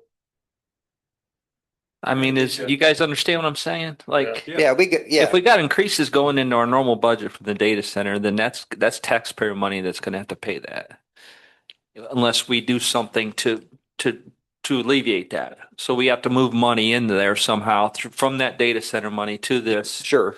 But what I'm looking at, since we have, Sheriff, what are you thinking? You're looking here thinking something. We keep very close track of what we spent and what the cost of the officers are going to be. We'll get you an exact accounting of where we're at. And I'm not sure what all monies are coming out of this fund that we're going to get, but I can tell you what we're spending. You can figure out where the rest of it's going, but we'll get you where we thought the budget would be, and you'll see exactly where it's at. And if you have extra, so be it. So. Yeah, but Gary, I mean, you're right. I mean, any incremental cost over and above Right. that is associated with the data center should be paid from. Right. But Well, these 4 cars, I'm not talking about data. This has Okay. nothing to do with the data Okay. center. Okay. This increase has everything to do with the fact that we have 1 pool car in our fleet now. We reduced our cars down to 3 a while ago. We used to get more than that. But our deputies, we increased our manpower since then. So we're running out of cars. We have cars that have 190,000 miles on them. These are hard drove miles. They're not lasting. We got our 2 new hires that are coming on. We're putting them into, we have 3 pool cars. We have 2 new hires that we just got that we have to put them in cars. Then that's going to leave us with just 1 pool car to get us. Now, Amazon, out of the data center money, we do have 3 cars coming. We have the cars, they're down in Lafayette. So once we get those cars put into the fleet, we'll end up with 4 new pool cars. However, if we continue to grow our department, because it's my understanding that we are going to absorb these 3 data center officers. So we can't afford to continue to just get 3 cars every year. We are, they're nickel and diming us. We are putting a ton of money into some of these cars that have 160,000 on it. It's just not worth it. It's costing us a fortune. So that's why I want to start increasing at least 1 car per year. Instead of from the 3, go to 4. That's going to help us maintain a stronger fleet. If that, You did pay for the 3 cars, correct? yes, they're paid for. Yep. So Yep. this is just getting a new program, so not adding it because of the data center. this is your normal, Correct. this is your normal role Yes. update. This is normal. and Really basic- everything in here. Yeah, basic.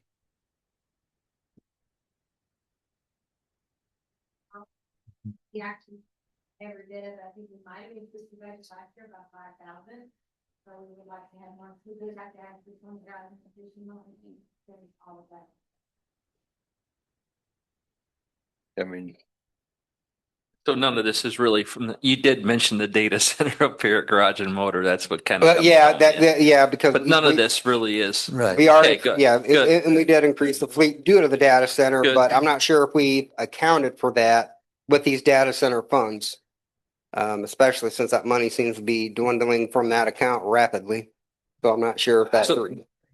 You can make it dig, but it was just, we don't want the money to run. No, out. no, no. We're trying to be diligent with the money, the funds. Yep. It's the taxpayers are trusting us and we just don't want to shoot it all up and then 3 years you're coming in and taxes go up because we didn't manage it. Now, Mr. Wallster, I promise you, I'm not making a dig. Mr. Wallstrom. Yeah. 4 months ago, the concern that you brought up tonight, I was thinking the same thing already. So, I promise, I'm not making a dig. My only thing earlier when you mentioned blank spending was, yeah, I understand. You didn't know. Yeah. So the expenditures, you start figuring the math out ahead. That's what we just want to be. Trust me, when I seen what we're gonna have to buy and I was well, doing that but math quickly. I think what I understood where you were going, Gary, was that we don't want to, we want to make sure that the extra data center stuff Right. goes to that proper fund because Right. we don't want to intermingle them. Correct. No, We you want to want make sure to to begin keep it with. as separate as we can. But But, there's, Yeah. but at some point, the data center's done. The data center money's over and we're still gonna be stuck with these cars. So if you wanna start, like I know we mentioned maybe absorbing 1 officer per year to make sure we absorb these guys into the I budget. understand what you're saying. And if we could do that with the garage and motor, with the vehicle and everything as well, all the expenditures that come with that officer. Versus year 5 and then all of a sudden, what do we do? Correct, that's a huge jump. Right. So that's why if we could do it all, start doing it all slowly, I think that would be, So the best biggest thing we need to, in this top part is this 273,000 increase.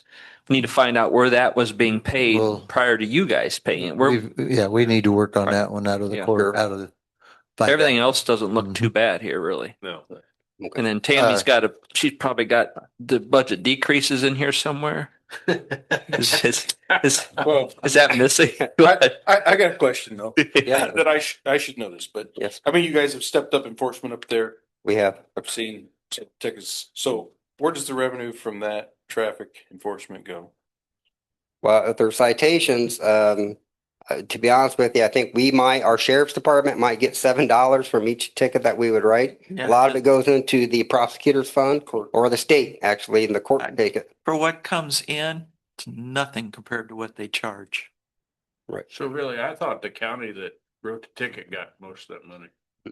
No, sir. I guess I always used to think even if the state police wrote it, that the county got part of that. They get a few shekels. That's about it. It's not much. It's nothing. But we also have the fines, Mhm. you know, against the project for construction traffic and that kind of stuff is generating some revenue. So make sure you guys are levying those fines. Okay. Yeah, watch for the fines. That's where we make money. Okay. That's how we get our Noted. Christmas party last year. Noted. Driving fast, but you're driving on the wrong road. No warnings on the construction traffic. Noted. I got, as we go to the 11-12 fund on the second page, you've got radio repair. Is that since we just purchased $564,000 in radios? Are we going to have a lot of radio repair? Well, we're hoping not. Well, you're wanting to go from 75,000 to 90,000 on that one. The radios we just bought before. So this will be on the other radios. The other two things, you have a body camera and you have a dash cam. So we don't have enough dash cams. We got 6 dash cams in the squads. So we don't have enough. Radio power. Yeah. Okay. Yeah. That's all right. So on, yeah, go ahead. No, I'm just saying that's. Go back up just to the medical and hospital, the 243,000 with that. We gave you 100,000, you had 207, so could we do maybe 310 for the coming year? So a couple averages for you real quick. I know you like your percentages, Gary. In 2025, we averaged 21,000 a month for medical. This year, that jumped up to averaging 29,000. We're anticipating another big jump. We also had the increase from QCC. They increased it $484 a month on us, and our inmate population is on the rise. Our average went from about 75 a month to about 90 a month. So that's those are all things that start adding up. We think honestly, I mean, if we're projecting right, it's going to be around 450,000 if they do another big increase like they did. Based on this year's numbers of 29,000, we'll be at 354,000 is what we would need to sustain us if we're not coming back and asking for appropriations. Who are they that are doing the increase? QCC, Quality Correctional Control. That's a medical provider. They come in. They're yes, yeah. And you have no options with them, like. Medical bills. Those are, I mean, medication. So that comes through, QCC goes through all of our billing for that, and they try to get that scrubbed down. But now they charge us a fee to do it because their costs are increasing. So it's much like the billing companies we use for EMS. Yes. You're using for that. Right. Yes. So QCC's contract coming this upcoming year is 150,000. That's what it's at. You know, our budget this year is 207. And we're having to ask for an extra 100,000 just to meet this year's costs and medical. Now, like the chief said, we're $8,000 a month more in 26 than we were in 25. Now we're anticipating it to continue. That's why we asked for the extra money. We may get by with less than 450, but you know, there you are, 29,000 average a month. Seems like you're.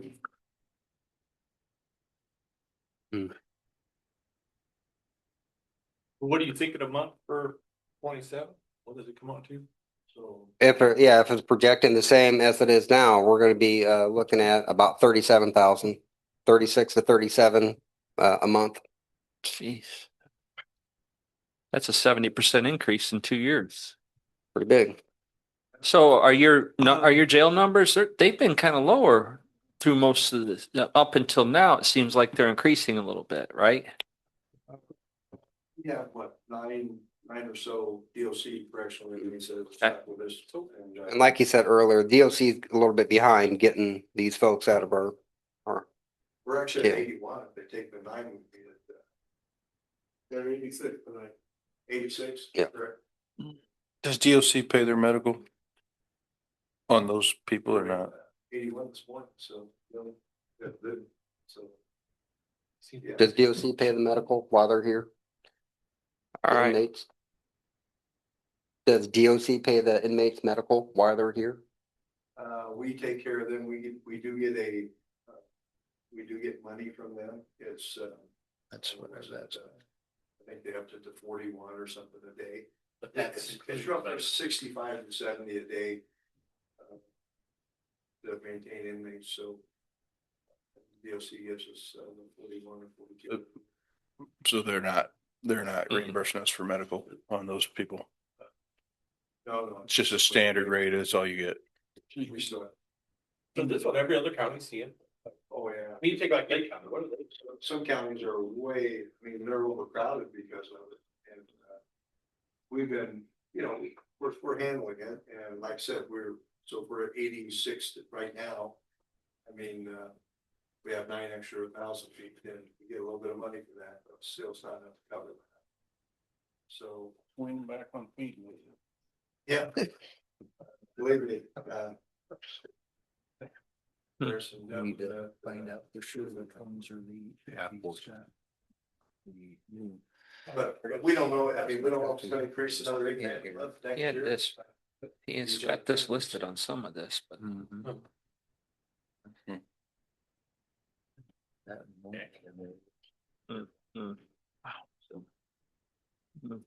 Hey, guys, I know because I have to pay the UMR bill every week. And then I've got this monthly that I have to pay. And it's doing nothing but going up in what we're paying the doctors and the dentists and everything else. So this looks like the same kind of percentages of what's going up monthly. So on the sheriff's budget, the chief radio operator then, which is open, is the data center one, which will the 58,753. You've got your budget request on that one will move to the 1415 and handle it as an additional. Yes, I'll end up getting moved on that. Did we already account for that, Tammy? For that? No, not Kara, the chief radio operator. The new that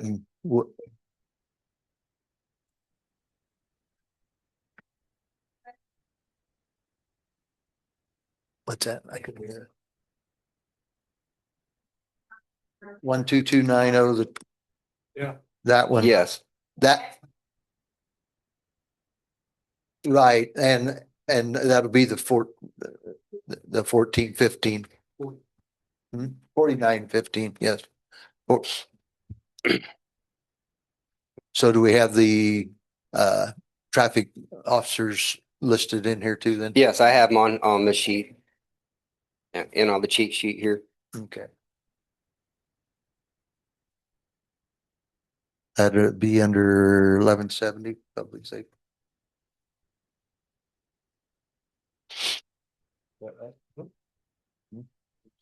Maybe under 1170. Public safety is over there at.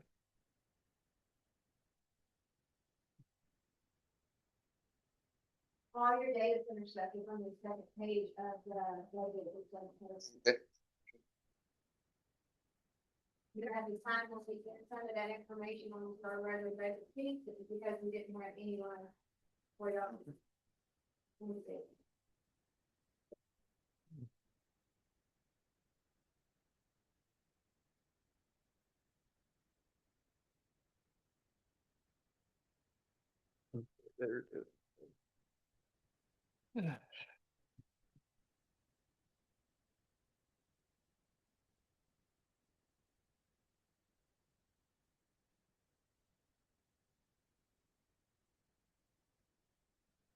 Okay. Yeah, that's good. We'll get, yeah, that's good.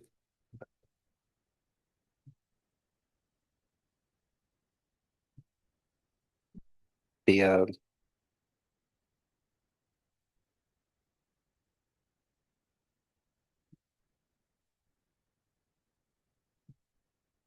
All right.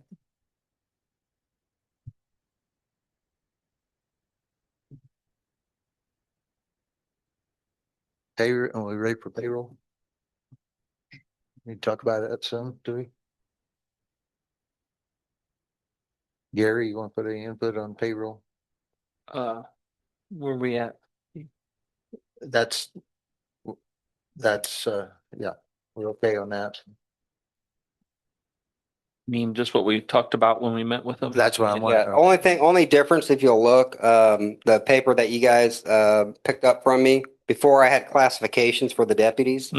I did remove that since after redoing this a few different times based on some of your guys' suggestions and comments, I did decide to go with Gary's suggestion of the 1 year, every year the $1,000 increase.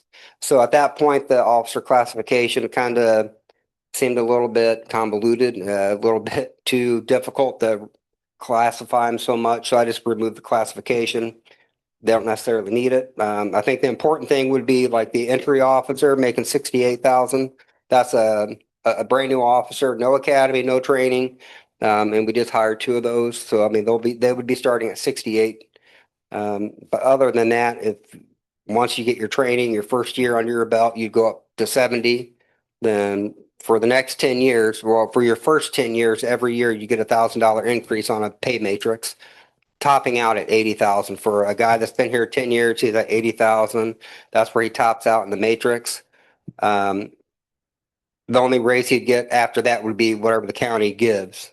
So each year, a second year guy, when he's making that $1,000 bump, he'd get that $1,000 matrix increase along with whatever county raise they got. I know I spoke to a few of you about why this is important to us and why it's going to be important to the county. So going through this data center hiring process, back when I first got hired here, Jasper County, we were a department that a lot of people wanted to work at. There was 42 individuals that I had to compete against. Physical fitness, written test, interviews. It was a dogfight going through that, you know. But now, yes, our political climate changed towards law enforcement a few years back. People kind of didn't want to be cops anymore. But also here, but still, we would still get plenty of applicants. But now, in this process, we didn't hardly have any applicants for 3 positions, which really boggled our minds a little bit. And we started researching some. And we discovered that Newton County has passed us up in their pay for their men. Not only has their pay passed us up, their retirement. And again, I want you folks to know that we are thrilled and we are very, very happy and appreciative for what you guys did for our retirement this year. However, Newton County, their retirement still is a little bit better. At 32 years, they're at 74%. And they get the cost of living adjustment every year added onto their retirement as well. Their longevity pay is twice what ours is. So a guy that sticks around here for 20, 30 years, he's going to top out around 2,000 to 3,000, where Newton County is topping out at 6,000. And they get their longevity in a check. Ours gets added to our salary for the year. Once a year on their anniversary date, they would get a $4,000 or $6,000 check. So that's why we compare ourselves to Newton County a lot, although we're really not that similar. So when they are making so much more, I shouldn't say so much more, but they are making more. We have twice the population here in Jasper County. We have 32 miles of I-65, in which we are required to handle that a lot more these days. State police has their own manpower shortage, so we are out on the interstate almost every single day handling their calls. You had a salary number from 25 from this year. It's not in here. What was the total salary from this year? For this year's salary? Yeah. Do you have that in there? And then this 2.2 million, does that include these 3? So yeah, so in that, yes. You'd have to subtract those 3, have them list on AWS. Those are our Amazon hires. So they are not they would not be included in the money that would be coming from the taxpayers. So I think I know we're asking for, like everybody else, asking for 10% for their employees, but realistically, I don't think that's gonna probably happen, but this is something I think needs to happen, and really it brought it down to about an 8.4 or 8.5% raise for the deputies. Is that what it was? Is that, you don't have the number from 26 or? I don't have it wrote down Okay. here. No, I don't. I don't have it here either, but that's kind of the bottom line. Where were we at on the total Yeah. raise for the department? It was about 8.5% with what what he was asking for. Yeah, I could get that stuff to you again. I know we were at 8.6, but I think you took a little bit out of that. So I did. Yeah. I reworked it with Yeah. with your idea of going from the 2-year matrix jump like I had planned. Well, it's just to the thought one. that the $1,000 a year actually puts more money in their pocket, quicker. Because they get the $1,000. It does. Yep. He had $2,000 every 2 years, but if you give him $1,000 every year, then that first year they get the 1,000, the second year they get the 2,000. So it puts more money in their pockets. Right. Does it make sense? Yeah, it does. And that's the one I ended up going with. It made a little more sense to me. So I guess the bottom line is we have to decide, where do we want to land as far as percent growth for the sheriff's department, for the road patrol officers. Is 8.5%. Is that something that we can swallow and help Brandon get started here his first year out of the box or not? So those are things we'll discuss. Sure. You're doing this, I think in the conversation we had, is you're going away from what you want to pour tied to the sheriff's salary. Percentage, yeah, I don't like that idea. And going to this, and Yeah. that's what we're gonna settle, right? Yes, This that's what I want to settle. This is it. They're never changing anything. I'm not going to say that. I think as long as we we're going to get you to sign the county council sign can right adhere here to this matrix. that I'm this not is gonna be what we're pestered going too to much. be okay with from here on out. And we're not doing the matrix. We're not doing the percent of the sheriff's I'll salary. uphold my end if you uphold yours. Deal?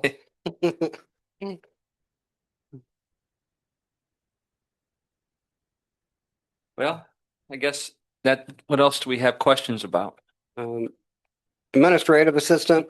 Right now, there's a $1,000 pay gap between the assistant service and the admin assistant. And like you said earlier, Gary, Tammy does carry an awful lot on her shoulders. So I'd like to see that gap in between them about $3,000. Not that I want money taken from Lori, or not that I don't want her to see her get a raise, but once raises are given out, I do feel that Tammy, due to the fact that she has a much larger workload, her time in service and her experience here, and just the simple fact of her accountability, what she does with the budget. For me, money is it's a sticky thing for me. I try to watch it very closely. And when Diana calls me and says, hey, these people are going to come over and do an audit, I poke my head in my office, hey, Tammy, people are coming over tomorrow to do an audit. She doesn't even look up from her paperwork. She just says, okay, because that's how confident she is in her records. And they were there for 30, 40 minutes, and they just knew they were wasting their time right away because everything was just so neat and meticulous. And that's something that is a huge value to me. And it will be for the next 8 years. I think she's going to give me, but And she does it all with a smile on her face. yeah. Do what? She does it all with a smile on her face. She does. I'll say yes, because she's behind my back right now, but yeah. No, she does a fantastic job. Lori does too, but the workload that Tammy has is impeccable, and she stays right on top of it. And it's stuff like that that's going to be very important to me for my next few years. If I make it 8 years, then whoever's in that spot next is going to have some big shoes to fill. Kara Kenny, that's another important one that I think needs to be addressed. We need to move her out of the 911. Move her from the 911 back to the sheriff budget. a few years ago to kind of help out with the sheriff's budget, we took one of our dispatchers and we put it in the 911. However, since we've done that, now that fund is not depleted, but it's not showing the profitable margins that was showing. So we need to move a dispatcher. We are selecting Kara Kinney simply because she does our evidence clerk. She is wanting to leave. She's wanting to retire. And Kara Kinney is wanting to take on that. And sometimes when we have the extra downtime or we have the extra help in dispatch, those would be good opportunities for her while she's already getting paid to dispatch. She could run upstairs and work an hour or two in the evidence room. Under the rules for 911 fund, she can't do anything that is not dispatch related. So for her to work in the evidence room, she won't qualify to do that under the 911 fund. So that's why we want to move her specifically.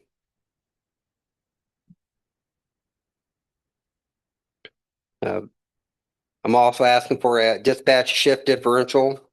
For the sheriff budget, we would need a line for that. I know our jail staff, they're currently getting shift differential pay, meaning the midnight jail staff, they get paid a little bit more because they are working midnights. I would like to do that for our dispatchers as well.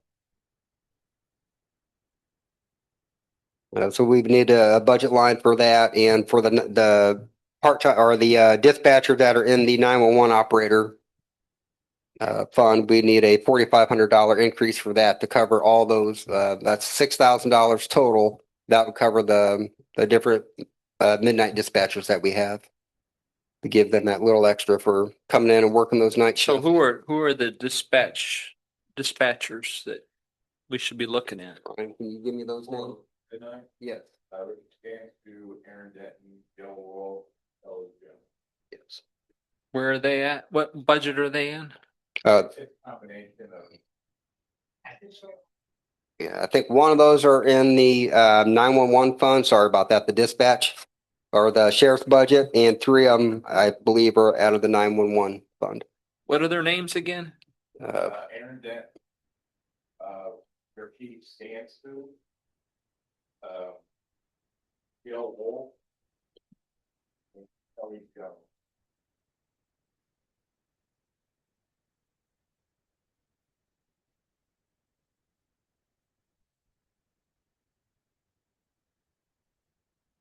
So when you put your request in, you add an extra 1,500 to theirs? Is that what you did, or? Well, I'm not sure. I think it'd be an extra 1,200 per dispatcher.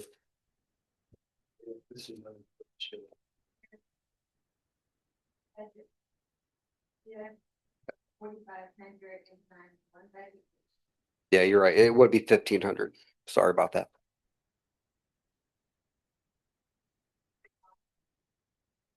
Mm. Mm.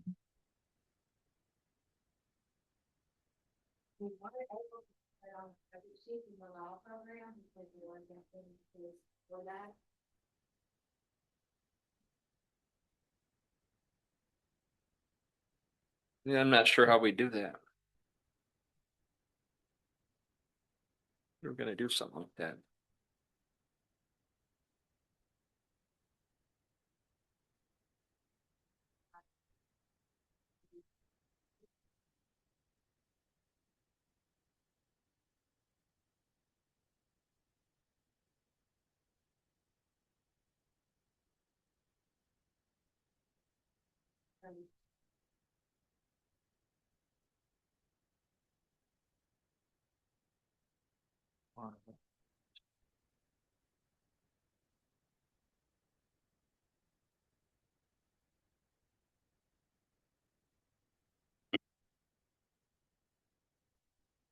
Want me to just continue going down the list, or want me to move to anything else? Brandon. Question for you. Yes, sir.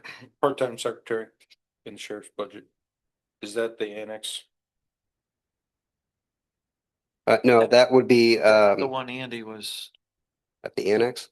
at the annex. At the annex, there's one at the annex.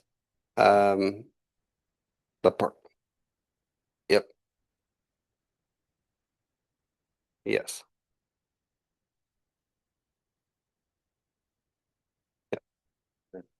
there was a planned decrease. If Teresa goes to him, We're correct. where's that coming out of? Yeah, it's his annexing. Yeah, I don't know what it's. Oh, part-time annex, okay. So, but it's still in there. Yep.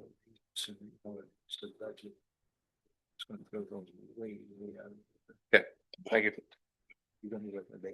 As far as Tara Kenny, I mean, I think the other part-time secretary that, for the evidence clerks, and she's gonna retire, and Kara's already at work. I don't anticipate Kara having to come in too often, to get paid extra, other than, she would make, she'd have to make some trips to Lowell, to the lab, to take evidence and to pick up evidence. So she'd get, a couple hours then, but those are days once we have the coverage, in dispatch, the extra coverage, she'd be able to do it during that time, but if we have an urgent lab appointment, which some of our cases required urgent, immediate, lab appointment, if, we can't make it ourselves, we would have her do that, like on her time off, so we would pay her that. Whatever the hourly rate is for her.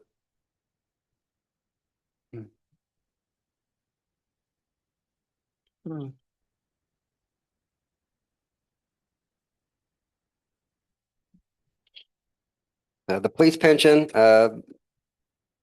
we need 350,000. I know last year we had, 1.7 million. Yep. Yeah. It was one something, I know. 1.7. And overtime.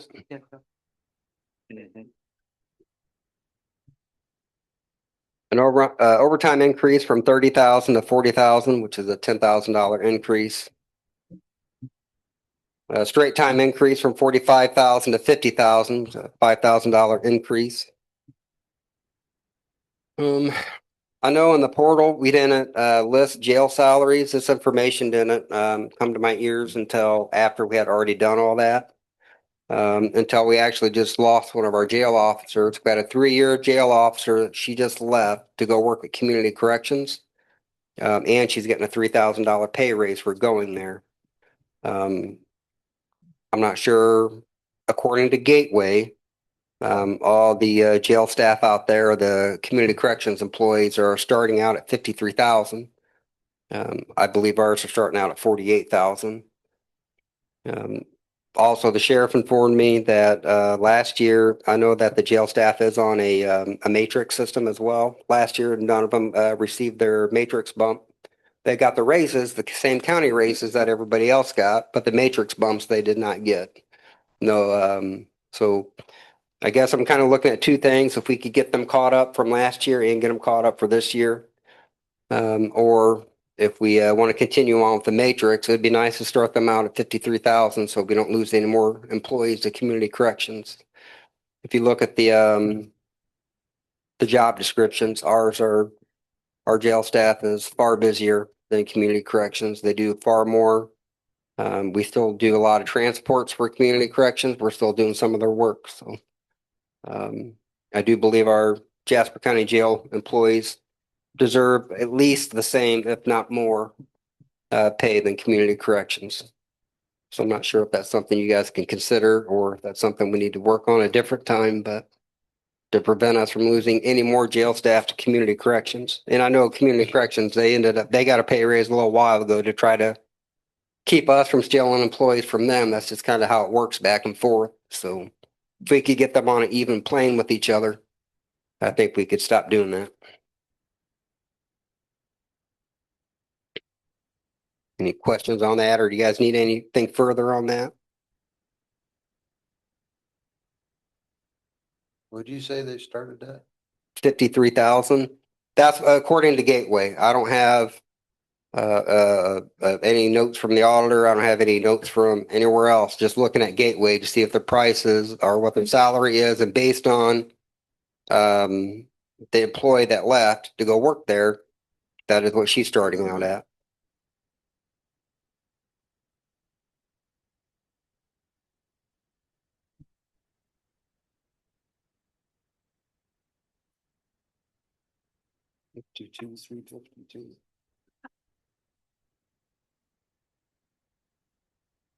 These kids these days.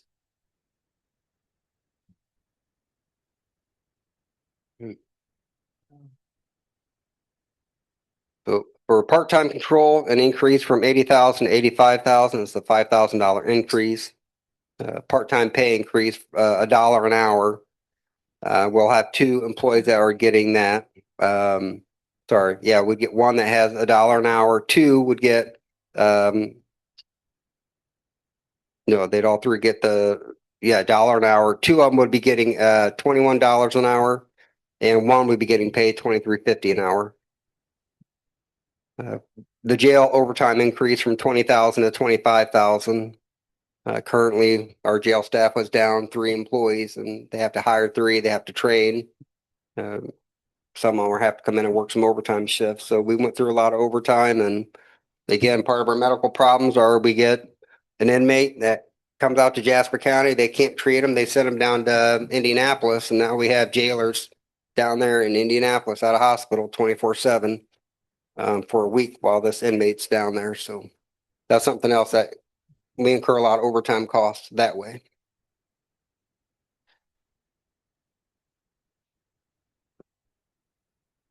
So the employees for the data center, do you want to go over those lines again, or did you guys get that squared away, or do you need these individual? I think we understand it, and Okay. have to be Yeah. gals in the office we'll have to sit down with and work that out. That's beyond our expertise at times. I gotta say, how do you That's do a that? loud thing. We'll check it out anyway. I'll call you before we do anything drastic. Do you guys have any questions for me, or can I help explain anything? I know there's some extra paperwork that I gave behind the deputy salary that just shows some of the paperwork from Newton County and Rensselaer City as well. Shows Rensselaer City's longevity in their pay, which again, Rensselaer City's making more than us.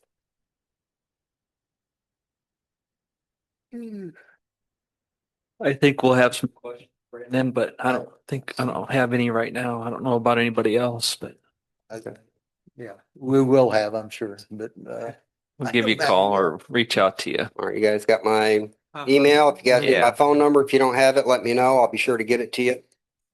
I'll call you Monday if they argue too much. Fine with me. I'll be around. All right. All right, thank you. Thank you very much. Thanks, Brandon.